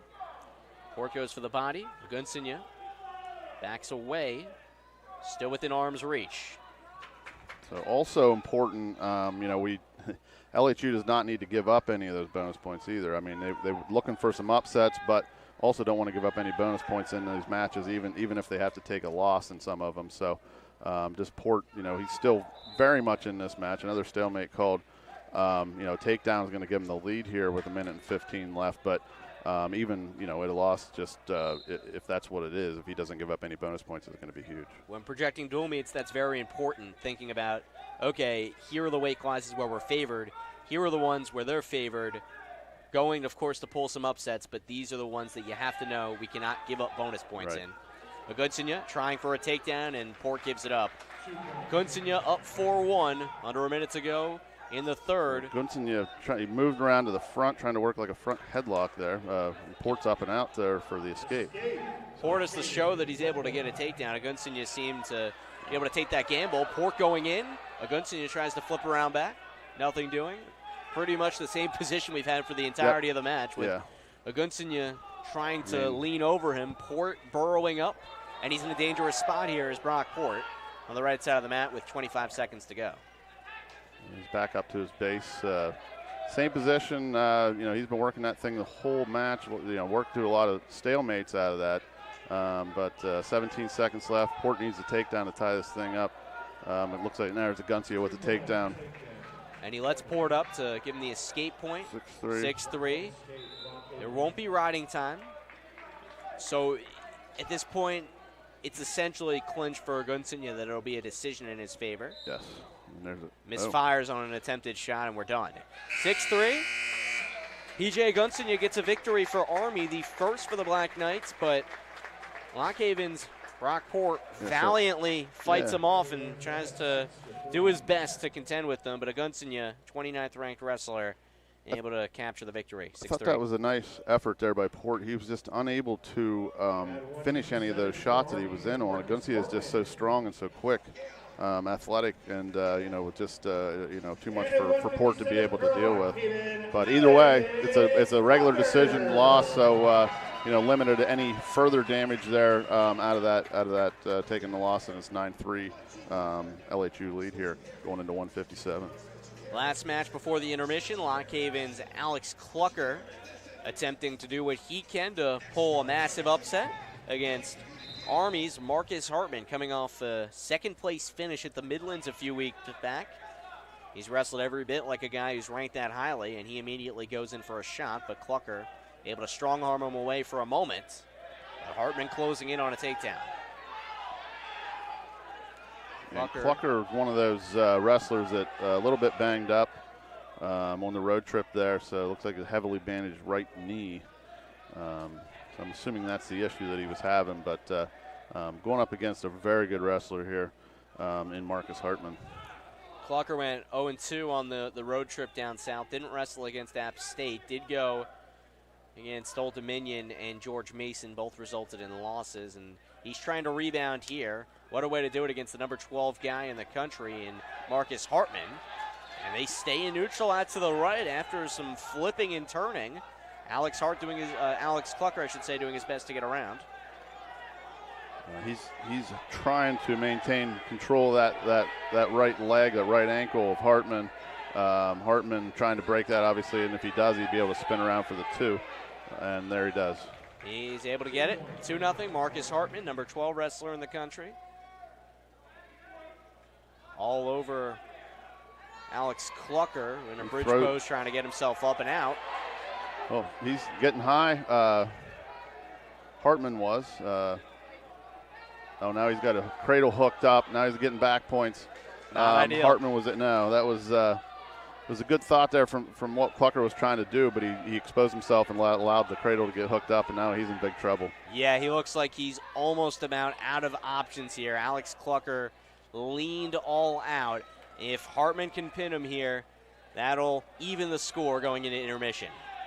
Clucker trying to flail his way out of this. Once Marcus Hartman got control of him, Alex Clucker has had a little option, but he might be working his way back to life. He might have an opportunity to get up out of this. Has to be careful. His right leg is wedged underneath there, and he breaks it. Fans clap. They're impressed. Hartman does not get the pin, but he gets 4 back points to make it 6-0. Yeah, he's got both legs in on Clucker. He's got him broke down. So he's riding him hard here. 32 seconds left in the period. Clucker down 6-0. I mean, Clucker's a guy that is certainly capable of pulling this upset. He's in a big hole now, but a healthy Alex Clucker certainly could, more than compete with Marcus Hartman. And something we mentioned moments ago, John, as we get to the final 15 of the first, the idea of being able to, okay, if you lose a matchup the other guy is favored in, not giving up those extra bonus points. Yep. If Clucker isn't able to pull this out, but it's at a major, that's probably a win, especially considering the way the first couple minutes started. Yeah, he was able to break that. I mean, he looked dead to rights in that cradle. Hartman had him flat. He was able to just keep his shoulder blades off the mat and then eventually broke that. So that's huge, and especially if he can then finish the rest of this match and not give up any bonus points or even a major, like you said. But Clucker's certainly capable of hitting something too. You never know. So. Clucker on top to start the second, trying to lessen some riding time. 6-0 lead for Hartman, who nearly knocked off number 3 Caleb Young of Iowa at the Midlands. It went to sudden victory 1 for Young to prevail. Clucker is facing a formidable foe, to say the absolute least, and tries to get some work done from the top position here. Leans Hartman over a little bit towards the middle. Hartman trying to come up and around. Clucker's not in a very good position there, but now he's able to get his hips back a little bit, maintain the ride. Clucker, and his arms wrapped around him, still riding, lessening Hartman's edge there to a minute, and Army wanting a reversal. Now the lights are out, so the lights are now popping back on, so we have not stopped. Credit to the official. He kept things rolling despite the lights going out, and Hartman gets a reversal to make it 8-0. And Hartman has a cradle hooked up there, it appears. 50 seconds to go in the second. Marcus Hartman, 8-0 lead. Riding time at just about a minute. Let them adjust with 50 seconds to go. You got the stalemate out of it, though. He just wasn't able to budge him from the position that they were in. Some numbers of guys that Hartman's beaten this year, just looking through briefly. 5, 15, nearly upset 3. 24, it's a really accomplished guy. Yeah. Zach Hartman of Bucknell, no relation. This is a guy with quite the resume, and Alex Clucker for Lock Haven just trying to fend him off here. Down 8-0 late in the second. Hartman on top after that reversal. Yeah, the sudden victory loss to Caleb Young. Caleb Young, a Pennsylvania kid out of Punxsutawney, currently ranked number 3 with Iowa. But that was the finals of the Midlands there for Hartman. So that's just in a loss, very impressive to almost knock off Caleb Young. So obviously a good wrestler, Marcus Hartman. Hartman on top here. Final 10 seconds of the second at 57. The bout marking the halfway point of this dual meet. Lock Haven leads Army 9-3 after 4 matches, and we're in the 5th, and Lock Haven's Alex Clucker trying to survive. He was nearly pinned in the first 2 minutes, but he got out of it, and credit to him, he's kept fighting and just trying to keep Lock Haven as a team in a decent spot if he can hang on here and keep this at a major if he's not able to pull off a miraculous comeback or even a decision for that matter. Yeah, immediately Hartman with the legs in, trying to break him down, trying to get him tilted or turned to his back. Scoring position at some point. Obviously, Clucker just wants to prevent any of that from happening. Maybe even get a reversal.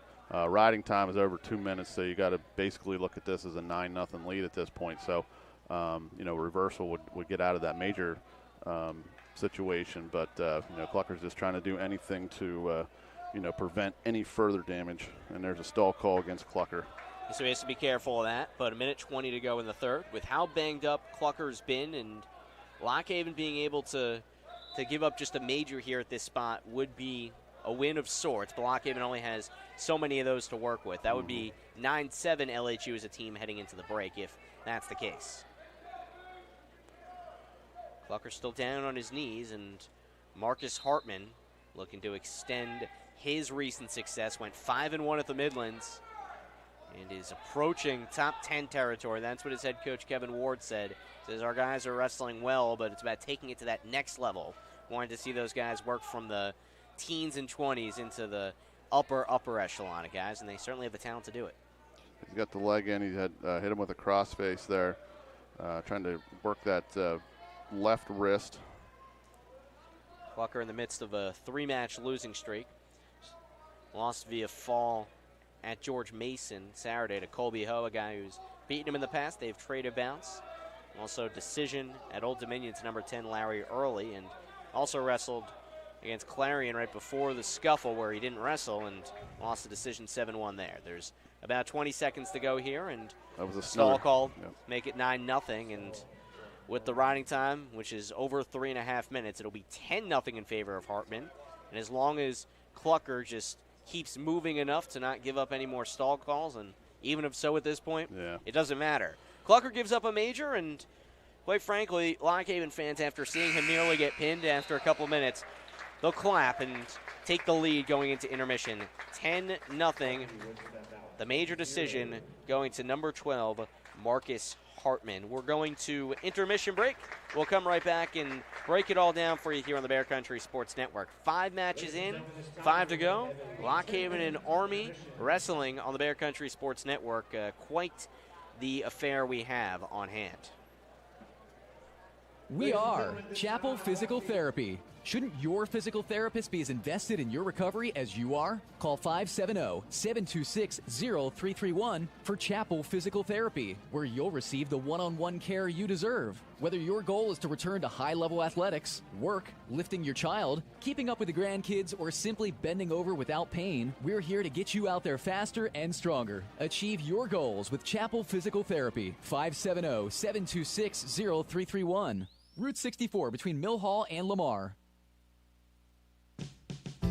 PSECU believes your money should stay where it belongs, with you. That's why they charge few, if any, fees. Become a member today at psecu.com. PSECU, proud sponsor of the Bald Eagles.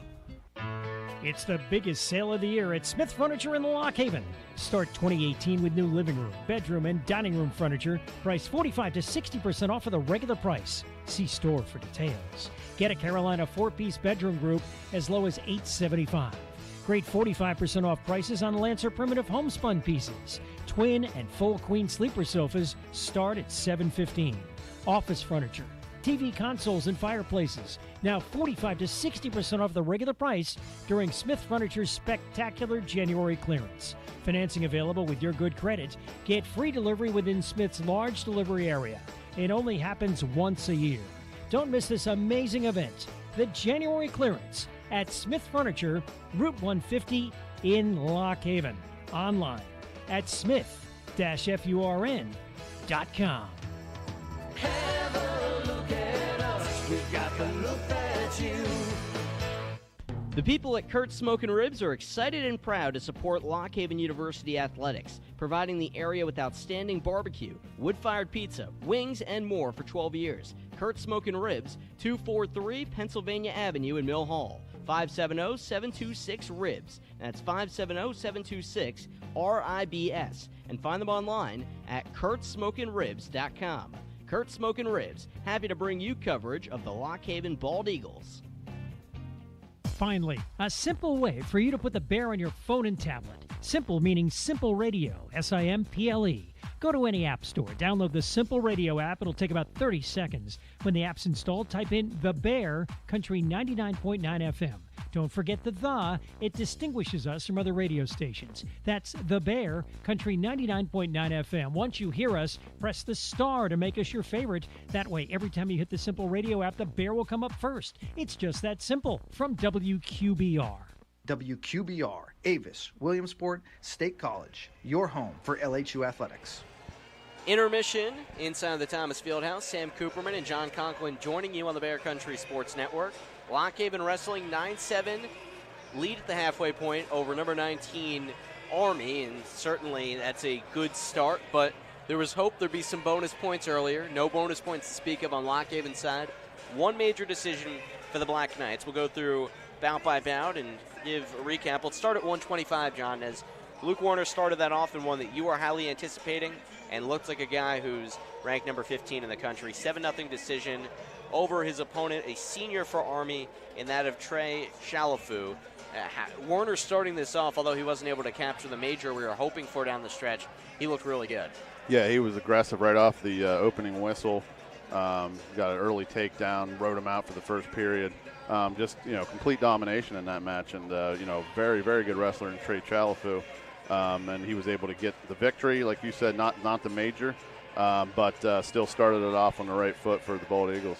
Lock Haven nearly had an opportunity to score a major as well at 133, did not, as DJ Fellman took home a 7-1 victory over Army's captain Lane Peters, the junior, as Fellman also dominated in that one. Fellman has suffered injuries at points, but when he's on, and he has the resume to back it up, and he's someone at 33 can make a run as the season progresses, and he looked good in 33 as well, John. Yeah, it looks like he's coming into form too. I mean, we got this dual meet and 3 others here at home before you head into the postseason.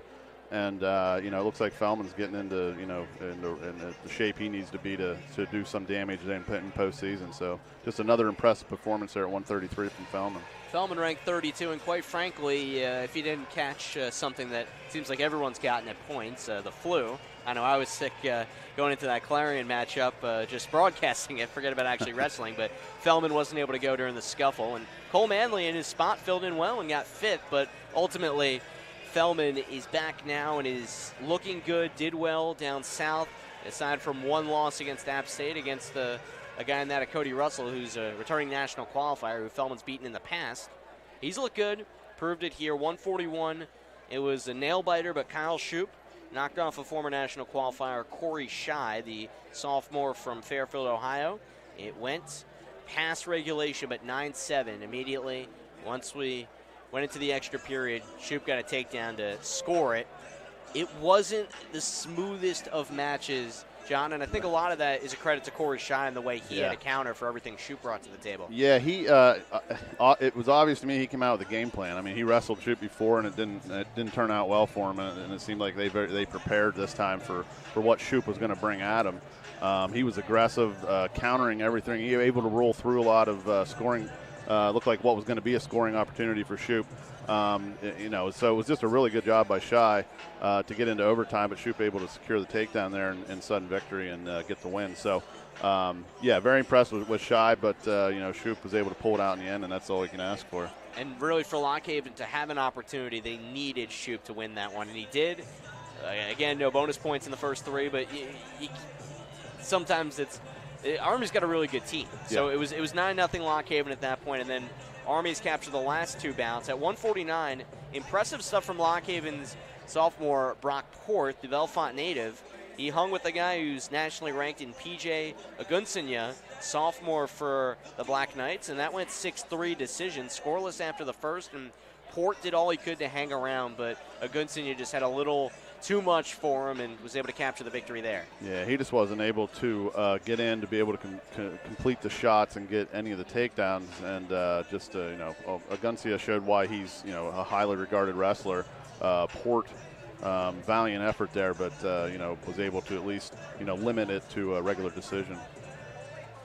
And finally, John, at 157, thought we would be going to intermission a little sooner because the way the first couple minutes of that match went, Alex Clucker looked like he was done as Marcus Hartman had him down, and all the official had to do was pound the mat, and that was it. But Alex Clucker was able to survive and take it the distance to at least put it at a major, and that's the thing we talked about. For Lock Haven to pull off an upset like this, it's about not giving up those big points and those opportunities.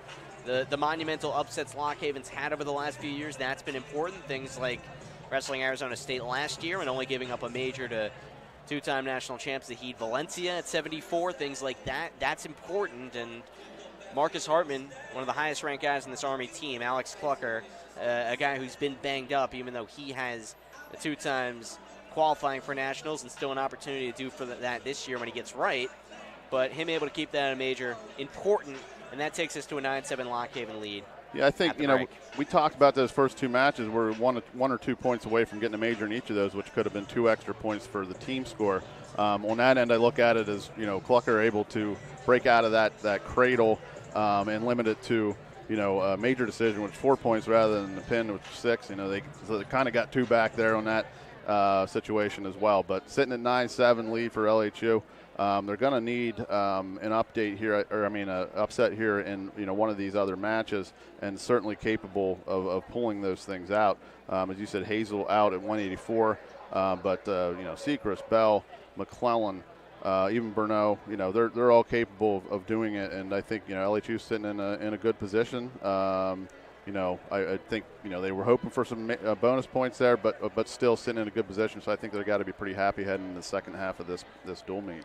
Lock Haven did what was asked of it in the first few and held firm in a few other spots. Taking a momentary break and coming back for the second half of this dual meet against Army on the Bear Country Sports Network. Lock Haven leads 9-7. At Woodlands Bank, you don't have to worry about bank closures, name changes, or unplanned fees. Our customers' priorities are our top priority. We offer several personal and business accounts that are rewarding and don't charge a monthly service fee or require a minimum balance. Does your bank do that? Visit woodlandsbank.com to learn more about our products and services, or stop by any of our 8 convenient locations in a neighborhood near you. Experience community banking the way it should be. Woodlands Bank, member FDIC, Monday through Friday, 8 a.m. to 6 p.m., Saturday, 8 a.m. to noon. This is Doug Spatafor, Lock Haven University Director of Athletic Communications and Marketing, and you're listening to LHU Athletics on the Bear Country Sports Network, the official radio partner of Haven Athletics. Be sure to tune in all year long as we bring you a great lineup of games, matches, and more. Second half of the dual meet is upon us. Sam Cooperman and John Conklin inside Lock Haven University's Thomas Fieldhouse for a matchup between number 19 Army and Lock Haven University. LHU 6-4 in dual meets, and Army 7-2, and holds that number 19 team record. Army goes with Cale McCormick, number 19, senior from Yorktown, Indiana. He goes against either Lock Haven's Austin Bell or Caleb Clymer, and it will be Clymer getting the call, wrestling for the first time since the Navy dual meet back when he took number 9 Tanner Schedule to a 6-3 decision. He lost, so it'll be interesting, and Clymer is somebody that's impressive. John, I know you've gotten a chance to watch him, a product out of Northwestern Lehigh, where he was 2018 state champ. Trying to pull the upset here against number 19 McCormick. Yeah, I was impressed with him in the Navy match. I mean, Tanner Schedule's a All-American. I mean, he's highly rated wrestler. Probably will be All-American this year. He was able to, it was a 6-3 loss. So Clymer's certainly capable of getting a win here, I think. Clymer early, sprawled in and call a stalemate with McCormick. Clymer in the home crimson singlet, On the other end, McCormick in the road black, and he's got the full face mask there. Interesting apparel he's got on with his headgear as Clymer tries to get a shot in, but the length and the size of McCormick tough to cover early on. Yep, Cale McCormick, the senior out of Yorktown, Indiana. Very good wrestler. He is ranked 19th at this point, but he has a couple notable matches he had, both losses, but 9-2 loss to Evan Wick, number 3 out of Wisconsin, and a 6-2 loss just recently to Kennedy Monday, ranked number 16, son of Olympian gold medalist Kenny Monday. Minute 50 to go in the first, 0-0. Clymer, who's given away for Austin Bell over the last month, might have been a little banged up, who knows, but Clymer gets the call, 5-5 on the year, 0-1 in dual meets. It was that matchup against Schedule, and certainly was a valiant effort for him in that one. In comes McCormick, gets a shot out to the left, and they're out of play, but Clymer looks up to the sky for a moment in a little bit of disbelief, wrestling the way he wanted to in the first 90 seconds, but that shot comes in there, and on top is McCormick, 2-0. Yeah, McCormick just caught him kind of flat-footed and hit that blast double, and right back and got the takedown right off the edge of the mat there. So Clymer just disappointed with himself that he let himself get caught in that position. Still plenty of time.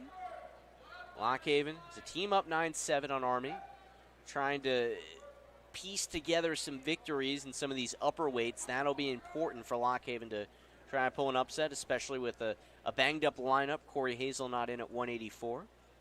Be nice to have their two-time qualifier there. They hope to get him back for the Edinburgh dual meet in a couple weeks.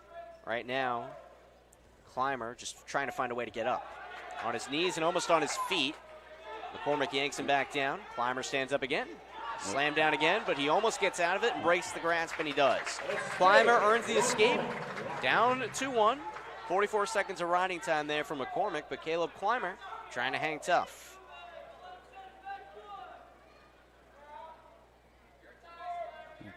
Tied up in the middle of the mat here. Both wrestlers trying to find their shot. Clymer digs in, dances with him. Under 30 to go in the first. Be interesting to see the decisions here as far as top or bottom going into the second or third. Clymer's going to try to find a way to take down, and guy in McCormick, who was the EIWA runner-up at 165 last year and a reigning national qualifier. Final few seconds. McCormick goes for one last shot at the body, but Clymer fends him off well and gets claps from his assistant coach, Nate Carr Jr. 2-1, good period from Clymer, down a point. Yeah, that was a good period from Clymer there. I mean, he got caught, like I said, off balance there, flat-footed, kind of gave up that blast double for the takedown, but was able to get up and out, not have riding time over a minute, and he's down 2-1 here in the second period and chooses down. Chooses bottom, and he already has earned an escape. 44 seconds of riding time to McCormick's name. So Clymer tries to break the front headlock. Can't. He's back down.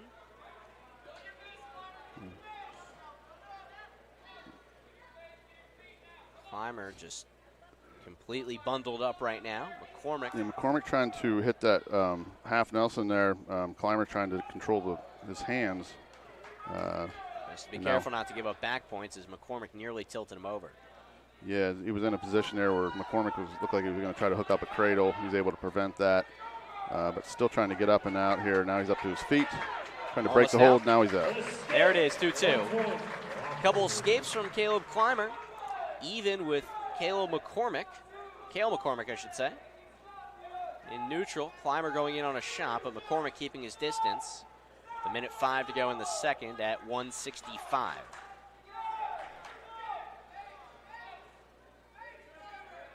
Clymer digging in. Left side of the mat, tries to take a shot. McCormick gets in on the back, tries to throw him down. Clymer stays on his feet, but then McCormick earns he's two. Rolling, trying to, yep. Almost rolled out of it, but he did not. 4-2 McCormick. You mentioned it, John. He almost was able to squeak out of there, but Cale McCormick wraps him up. Yep, I thought he was going to pull an athletic move and roll right out of that and either get the reversal or avoid the takedown altogether. McCormick gets the takedown and continues to build riding time here. He's accumulated a minute 47 of it with 24 seconds to go in the second. Caleb McCormick, 19 is his ranking. 15-4 record for him. Caleb Clymer for Lock Haven, 5-5. 2018 state champ, redshirted last year. There's a caution on Clymer. One of those guys that they're really excited about and what he could potentially do. Yeah, I mean, despite the record this year, I really do see some potential, for Clymer to do some things here down the road. He hasn't really had the opportunity to wrestle in some of those other dual meets against favorable opponents, so that record could, again, we talked about records being deceiving. Yep. That record could very well look different, but Clymer's a tough customer. Right now, it's McCormick with over 2 minutes of riding time heading into the third, and he stays laid out on top of Clymer. 4-2 in favor of McCormick. Clymer chose bottom. He was able to get the escape, but McCormick earned another takedown and holds the riding time edge, and they're in neutral for the third. Another caution on Clymer. He went in very early. Yes. So McCormick must obviously comfortable from the neutral position there. Takes neutral to start the third. So it'll be interesting with a 4-2 lead. You got to kind of say riding time as well, but see if Clymer can get the takedown, tie it up. Ignoring the riding time component there. There's a stall warning, I should say, against Clymer. Clymer backing up, trying to find a shot. Attempts to go in on the right leg, can't get it. Back up goes for the body, and McCormick able to slither away. Half a minute to go, 4-2, McCormick lead. 2:11 of riding time to his name, and he's just about to secure that extra point. So we're looking at a 3-point differential. Caleb Clymer for Lock Haven needs to make something happen. So in effect, a 5-2 lead now. Clymer's going to need more than just a takedown to tie it up. Takedown, and then hope he can work some back points maybe, but Clymer as blow it as a stalemate with 58 seconds to go. He's down 5-2. He's not succeeded on a shot yet. McCormick tries to go high and can't. Staying in the middle of the mat with under 50 seconds to go in the third.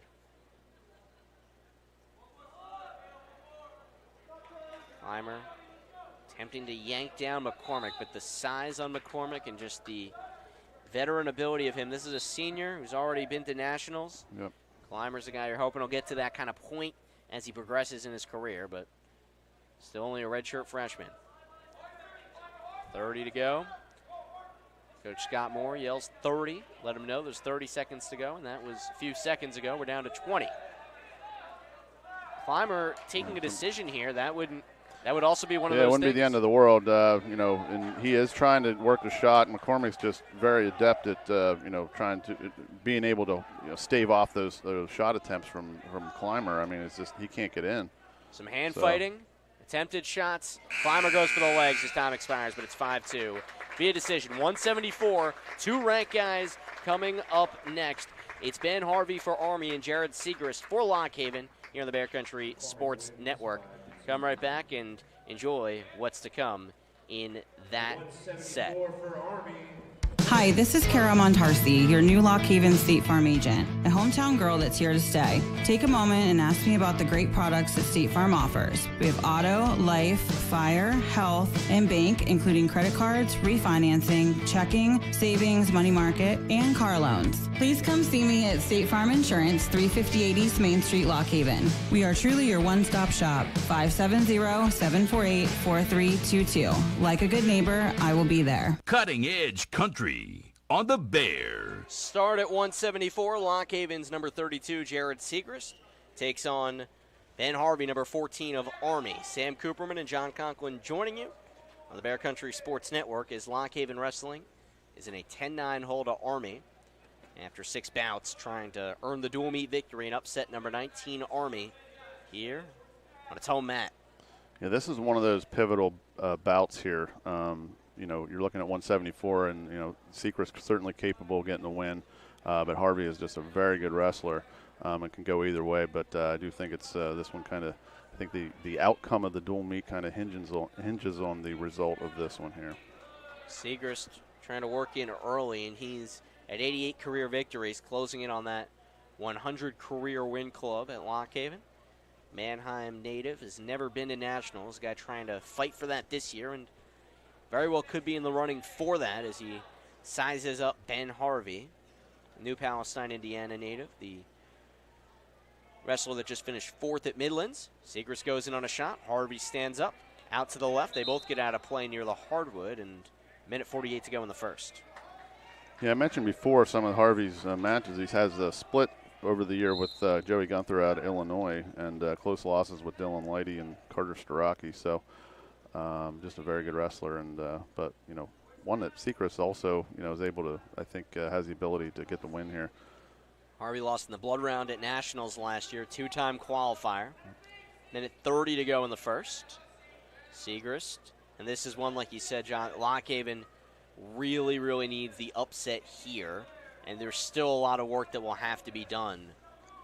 We probably need it at 97 as well, and then you're talking and counting points and saying maybe, but there's a lot that will have to happen. Yep. Needs Siegrist here to come through, and what a win that will be for him if he can pull it. As gets hooked with Harvey, and Harvey nearly takes him down, but they're out of play to the right. That very was good. Dangerous. Yeah, very good body control there. Threw in the whizzer, was able to get his hips back and prevent the takedown, and off the mat they went. Minute 2 to go in the first. Still scoreless. Siegrist sticking with him. Lockhaven not having Corey Hazel at 184. Not ideal. Hope to get him back soon. 10-9 deficit. Won the first 3 bouts. Army's taken the last 3 and won by major decision. Harvey tries to kick out that right leg of Siegrist, and he backs up. Siegrist gets a shot, but Harvey, he's got significant size on Jared Siegrist just looking at the two. Mm-hmm. Length, anyways. Yeah, I don't know how he packs 174 into that frame, and he gets a takedown out to the scorer's table. Able to utilize that length by keeping his legs in play, barely, with Siegrist nearly off the mat.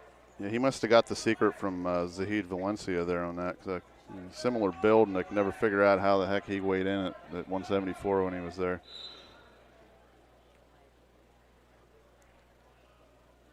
$15 seconds to go in the first. Zahid at ASU bumped up to 84 this year, and quite a resume he's got. Final 5 seconds. Siegrist down 2-0.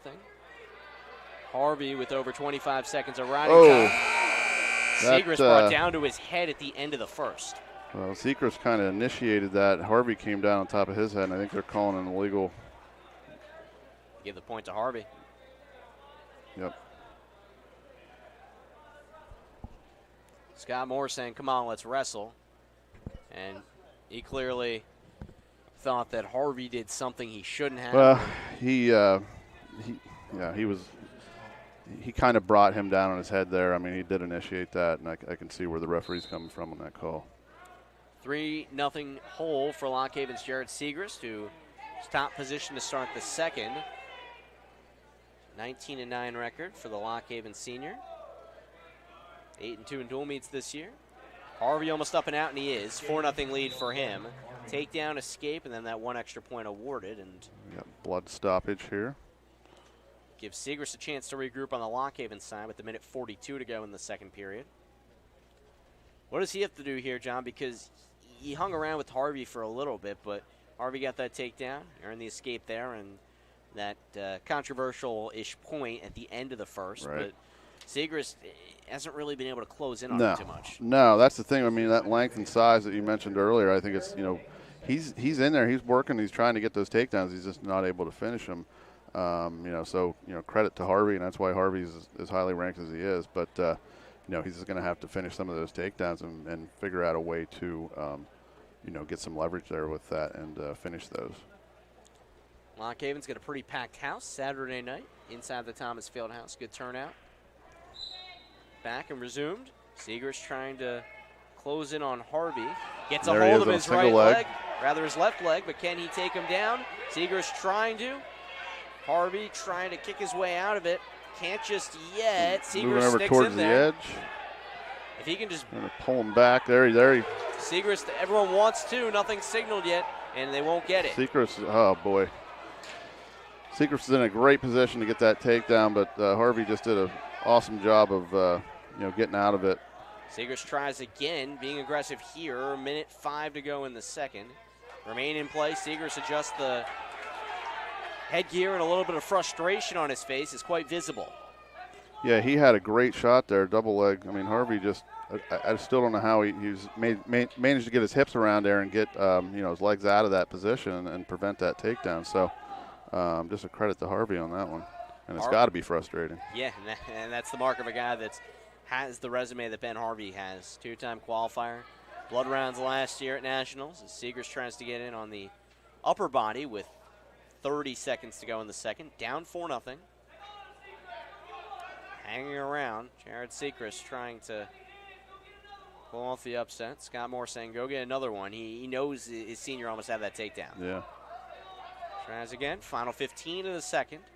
In the middle and neutral. Just a couple last shots in from each guy. Segrist in on the leg. Trying to tilt him over. But will Harvey be saved by the bell? Looks like he will be. Clock strikes 0. It's 4-0. Harvey still up by 4 going into the final 2 minutes. So it looks like Segrist wants to take neutral to start the third here. Segrist trying to expend all that energy in the third on getting a takedown and making something happen. Goes for the upper body, and Harvey fends him off.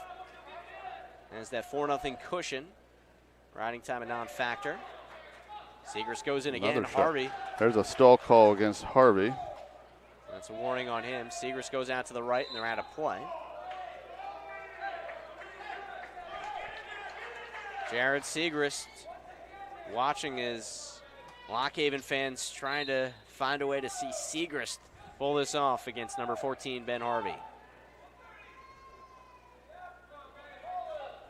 They lean in low, nothing there. Segrist goes for the wrist, and Harvey backs away. In again. Segrist in again. Harvey draped over his back. Segrist has had him in that spot before, but can he turn around to get the takedown?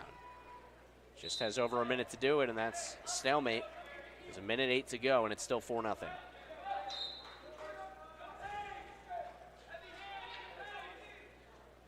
Segrist gets a couple swipes in. See University President Robert Pignatello down in the VIP row there, so good to see the president out for the game, or for the match, I mean. He loves his wrestling, there's no doubt about it. He's committed to this program, allowing Lock Haven to have another full-time assistant, and that of former All-American Ronnie Perry, national finalist, now women's head coach Ronnie Perry. Final 35 seconds of the third, 4-0 lead for Harvey. Segrist shows neutral for the third, needs to bring him down and pull off something, but he's running out of time to do it. Yeah, they're the crowd and the coaches, I think, are lobbying for a stall call, but not sure if they're going to get it, and there's only 18 seconds left. Segrist has the ankle. Has to wrap around back. He can't get there. Harvey, good defensive wrestling. He moved that time, was tripped up, but didn't give up a thing and flipped off the mat. So they're calling stalling on Segrist there, pushing him out of bounds, I guess. Crowd does not care for that call.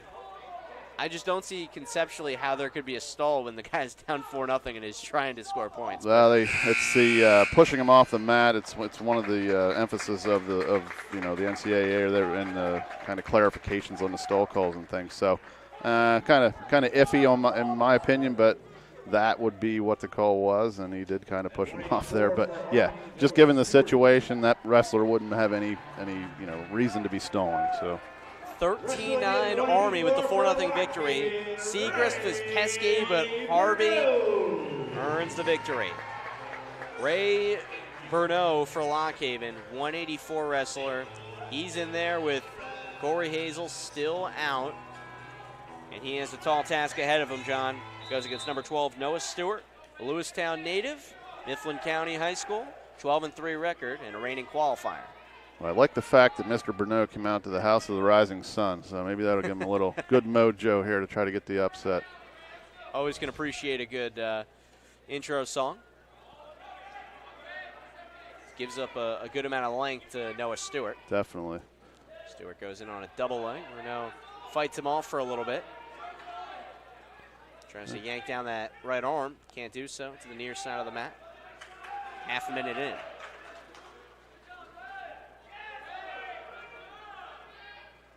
Bernot's tangling here with him. Like you said, Stewart has a decided length advantage here and able to get the takedown.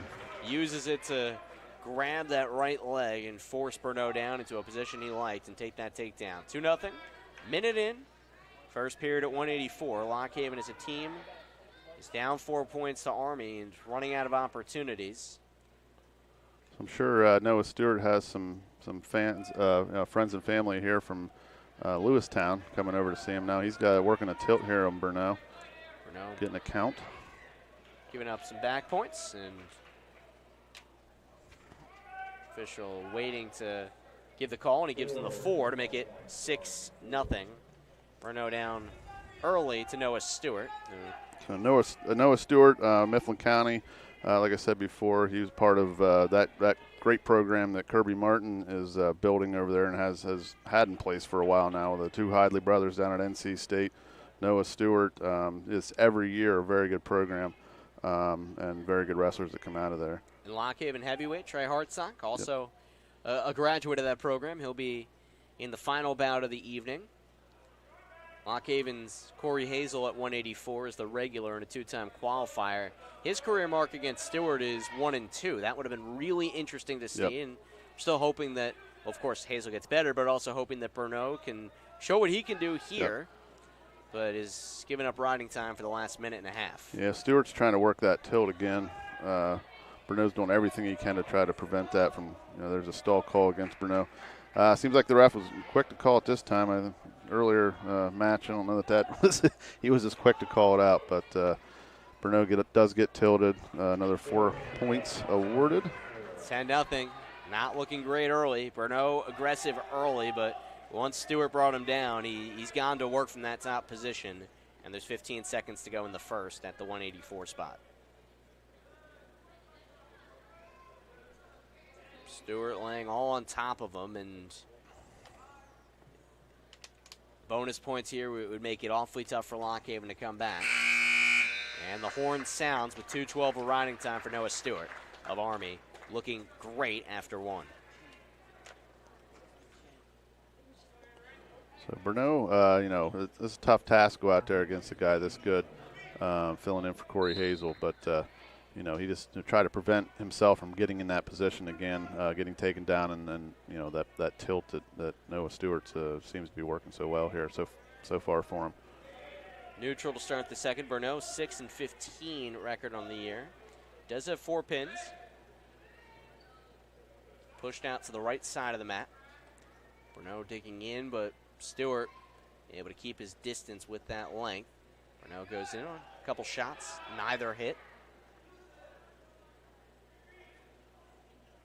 Minute 25 to go in the second. 10-0 Stewart. Army 13-9 team lead. Lockhaven won at 25-33 and 41, and it's been all Army since then. And another takedown from Stewart, as you mentioned, John, going for the ankles, and was able to pluck him to the mat.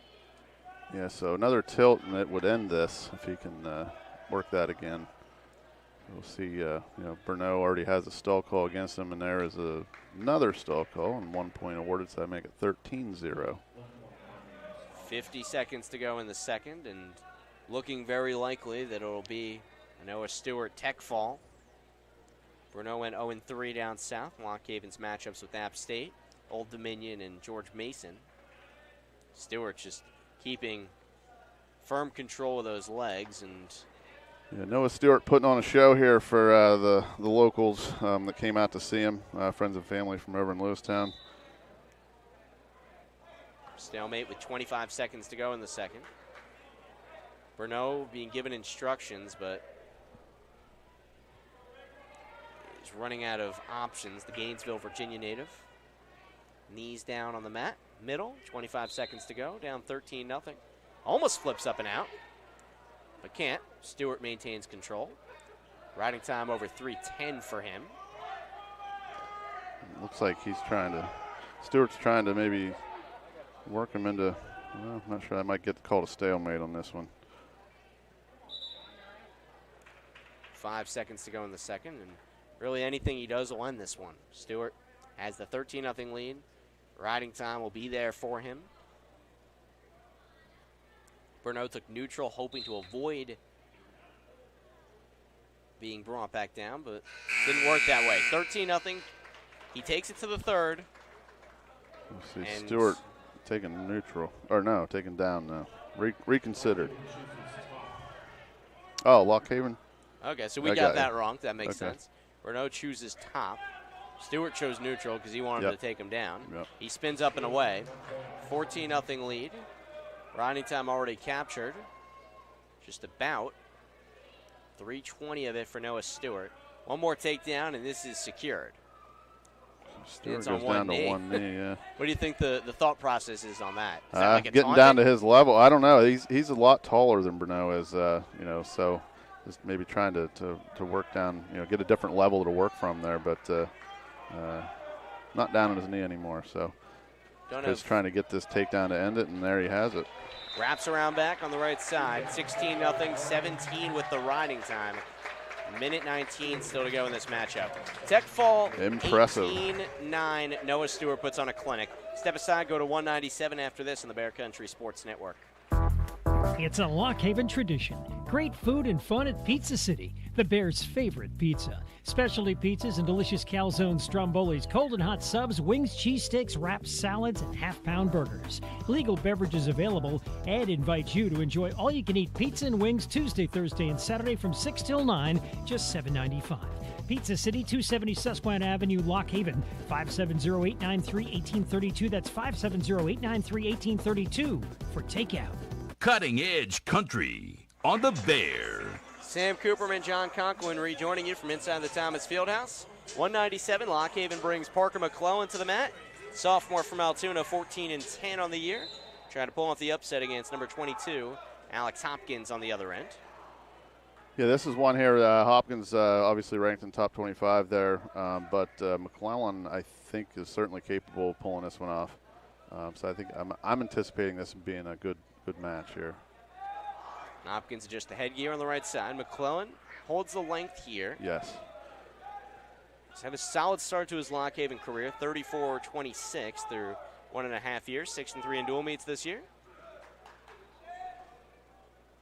Out to the right is where he stands. Yeah, so Hopkins is more of a short, stout, stocky, muscular 97-pounder. McClellan's tall and lanky. So it should be an interesting matchup of styles here. Hopkins comes in 20-7, first-year starter, senior from St. Charles, Missouri. Out to the right side, scoreless still. But Lock Haven's McClellan looking to draw first blood.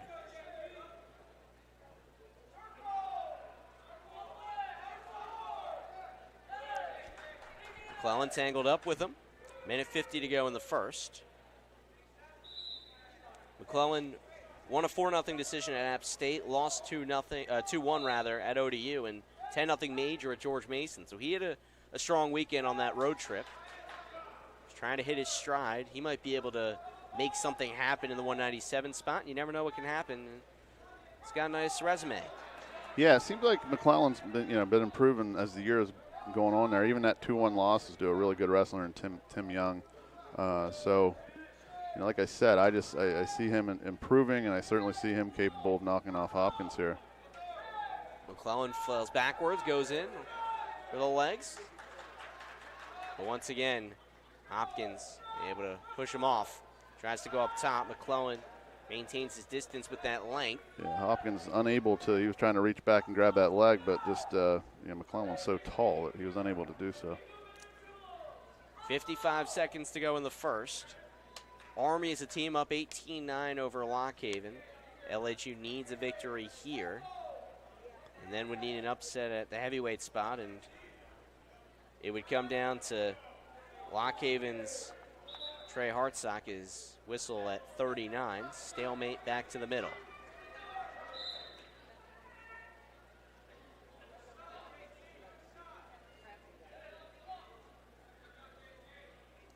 McClellan tangled up early with Hopkins.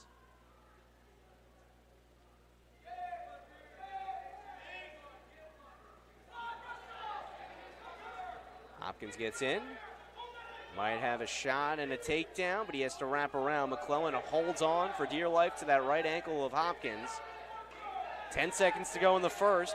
McClellan just needs to avoid giving up 2. Pulls It's hips almost back, there. try to get better position there. He's holding on to that ankle. And it's there right before the horn. Wow. Kevin Ward was out near the mat. Army's head coach wanted to make sure that takedown was there, but it was awarded right before the second starts. 2-0, Parker McClellan, and a 2-0 hole to Alex Hopkins of Army. That's one of those killers. You give up that takedown right at the buzzer. Second starts with a 2-0 lead for Hopkins of the Army Black Knights. 18-19 lead. Parker McClellan goes in for a double leg shot. Can't get it. Hopkins around back, trying to bring down McClellan to the mat. McClellan stumbles out left and is taken down. 4-0 Army. Hopkins barely in play. His left leg stretches to the outside of the mat, and now they're out of play. Yeah, Hopkins is just so strong. He's kind of, he has the disadvantage there with the height, but he's able to use, his strength, I think, and that's why he's able to get these takedowns. McClellan's just having a tough time doing anything. Up next, heavyweight spot, the final bout of tonight. Lockhaven won the first 3 here, but some injuries in the lineup and just not fully where it needs to be. Lockhaven having trouble with a very loaded Army team. It's looked good. Minute 10 to go in the second. 4-0 in favor of Hopkins. And McClellan tried to get up and out. Hopkins just able to use his strength, like I said before, and bring him right down to the mat again. McClellan's, struggling to be able to, get up. He's at his base right now, but trying to get up to his feet to even try to get an escape. So Hopkins is doing a very good job of controlling him in the top position. 45 seconds to gut go in wrench the there, second. trying to pull him over for the tilt, unable to do so. Time ticking, over a minute of riding time for Hopkins, and McClellan just sprawled out down there trying to find the opening to escape. Hasn't been able to locate that yet, and stall warning. McClellan not moving too much there, John. No, he's not. He's not doing much on the bottom. Like I said, he's got that gut wrench kind of hooked up, trying to get him tilted over. So I think he's sprawling out, trying to prevent that from happening, and in the process, not doing anything and risking, getting another stall call, which would be a point at this time. VIP row still anxiously watching. Yep. A military appreciation night. One of my favorite veterans, Meet McCaslin, so I see sitting down in VIP row. Local legend. I believe Jack and Denzel are down there as well, right? The Lakers. Got you. You get the reference? I knew the reference. Took me a second, but I knew what you were talking about. Yep. Swing and a miss on my part. It happens. No. 4-0. McClellan down. It's on top to start the third. Minute 50 to go. Lockhaven after this one. Edinburgh here, February 6th. Ryder, February 7th. Those are important MAC East duels, and there's a point for an escape. And that goes to Hopkins, who's up 5-0. So a minute and a half here. McClellan's been struggling to really, get in on any shot, be able to even get in a position to score. But he's going to have to find something here, figure something out with a minute and a half left, down 5-0, and also over a minute on the riding time for Hopkins. There he's in on an ankle. Tries to get that right ankle of Hopkins. McClellan looking to score points. Hopkins trying to grind out a decision and potentially a major. Has a minute 19 of riding time.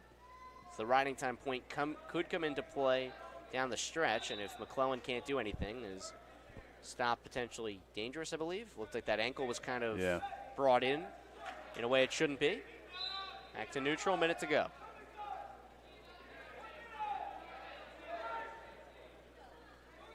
Lockhaven's Trey Hartsock gets the call next to wrap up the dual meet. McClellan trying for a double leg, but staying sprawled out is Alex Hopkins. Hopkins has that front headlock hooked up there. Just leaning down on the neck of McClellan. McClellan backs up, regroups.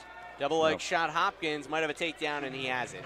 7-0, and with the riding time, that's 8-0. Or rather, it should be. Should be 7-0. It says 6-0 on the scoreboard.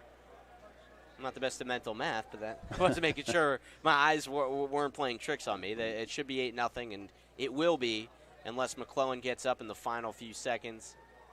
Does not look like he will. Just stays down there on his knees. 8-0 with riding time. That's a major.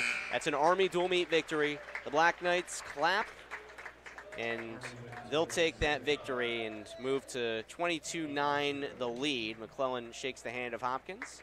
And we go to the heavyweight spot, John, to wrap this one up. Lock Haven got a good performance from McClellan, just a little bit too tough of a task to take on a senior that has that kind of resume. Yeah, that's pure strength right there. Like I said, there was just nothing McClellan could do, and it was just purely because of he's built like a rock over there, and it's just he couldn't even budge him or get in anything to try to get a scoring opportunity. Hartsock comes out for the Lock Haven Bald Eagles. Final matchup of the night. Lock Haven won the first 3 by decision, but things have gone the other way since. Some valiant efforts, but ultimately Hartsock gives up a lot of size here. He's got Ben Sullivan, New Paris, Ohio, 14-6, and it's a big fella there. Yeah, and especially every match, Hartsock giving up significant size to most of these guys, and like you said, that's a big fella, Ben Sullivan from Army. Hartsock filling in for LHU's Isaac Reed, who's been unable to wrestle this year. Hope he's back healthy soon. He's a talented guy who still has 4 years of eligibility, and someone that coming into the season was thought of very highly and still is. And yeah. Tremendous guy, just personally knowing him, and hope that Reed gets back there soon. But Hartsock doing his best to fill the void at that heavyweight spot, and he's wrestled some highly ranked guys tough as he's knotted up with Sullivan here early.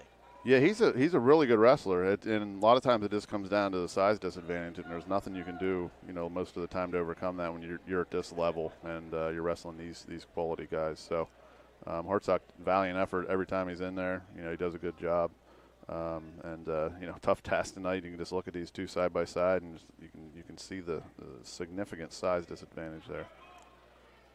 Hartsock zeroes in on Sullivan out to the left, ducks it a little bit. 5-9 record for Lock Haven's Hartsock. Forfeited this spot at the App State and Old Dominion dual meets, but against George Mason, Hartsock was able to go, and he wrestles here tonight in front of the home fans. Lost by major decision at George Mason, 9-0. He adjusts his headgear. Minute 15 to go in the first.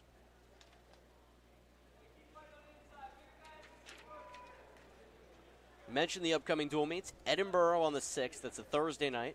7 o'clock start, as is the case Friday the 7th. Ryder comes to town.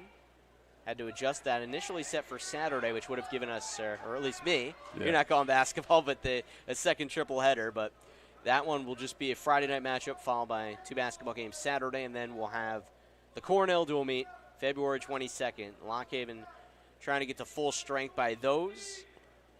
Yep. Yeah, hopefully. We can see those guys get back fully healthy. Those guys that are out of the lineup get back in the lineup, and that's the goal. Obviously, don't want to push them. Get them out there too early, risk something. You want them to be ready and healthy for the postseason.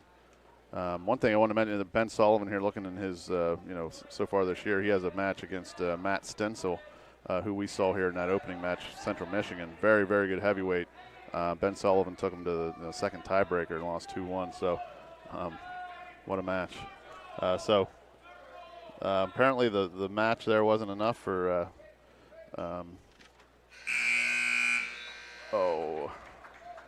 Alex Hopkins. He's over here, continuing to run. Yeah, some guys want to stay locked in post-match. Build up a sweat. I don't know. Their Fitbit didn't go off to the amount of desired calories to burn. I don't know. Well, these guys are, they are Army, from Army, so kind of a whole different mindset, dedication. Hartsock on top to begin the second. Sullivan almost breaks free, and he does in 10 seconds. Just his singlet and has a 1-0 lead on the escape. You talked about Matt Stencil, John, and that was one of those that really speaks to how good and how tough a wrestler Trey Hartsock is. Mm-hmm. He wrestled. You talk about Sullivan being big. Stencil is a massive human being, and is a guy who's a reigning All-American, and Hartsock wrestled him toughly here against Central Michigan. Yeah, on the way. Yeah, like I said, Hartsock, every time he goes out, he's does a good job, but a lot of times he's just unable to overcome the size disadvantage. Hartsock has his arms grabbed by Sullivan, who's knees to the ground, trying to get a low shot in. Minute 5 to go in the second. Army the 22-9 team lead, and will have the dual meet victory to move to 8-2. The Black Knights intentionally coming to a tough environment to wrestle. It's one of those things where Coach Kevin Ward wanted to wrestle on the road somewhere. They give his team this kind of experience, and spoke with me on the phone this week and mentioned his appreciation for Lock Haven as a program, and the history of all the PSAC schools, of course, no longer in the PSAC for wrestling, but of these Pennsylvania schools, small schools, wrestle the top teams and have this kind of history, and he certainly appreciates that and likes having his guys here.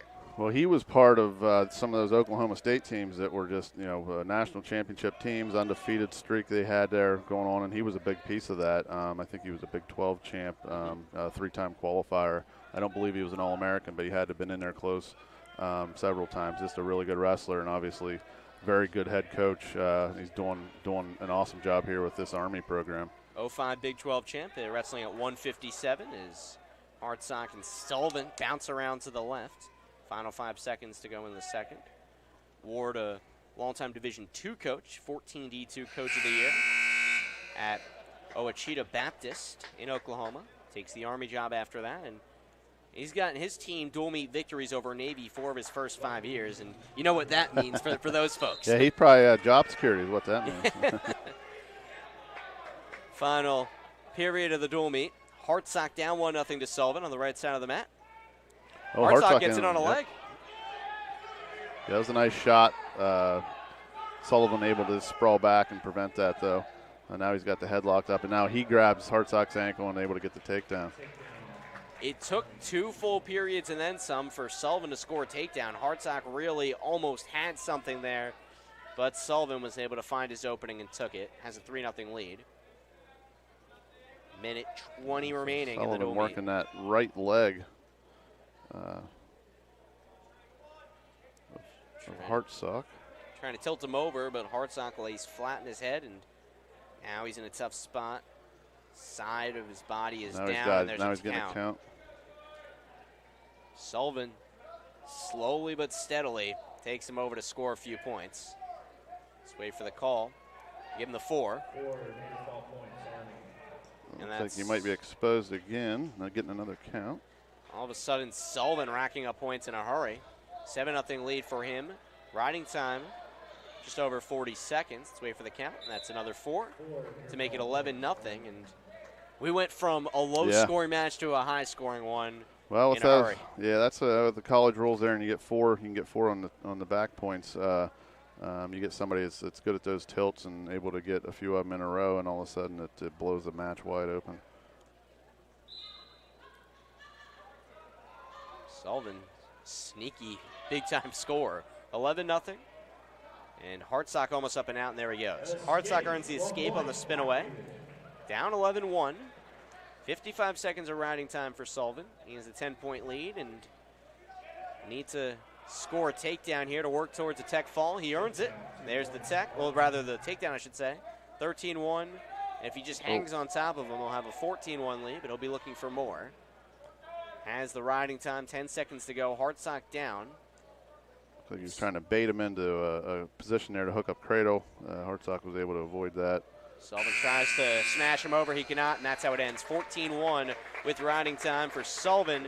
Fans clap as, of course, if there was a team to beat Lock Haven, they'd be all right with the Army Black Knights doing it, and that's what happened. 14-1 is the final. Lock Haven wins 25, 33, and 41, and that's it. Is Army the rest of the way is able to score victories. We'll come back for post-match coverage on the Bear Country Sports Network and give you our wrestler of the match here from inside the Thomas Fieldhouse.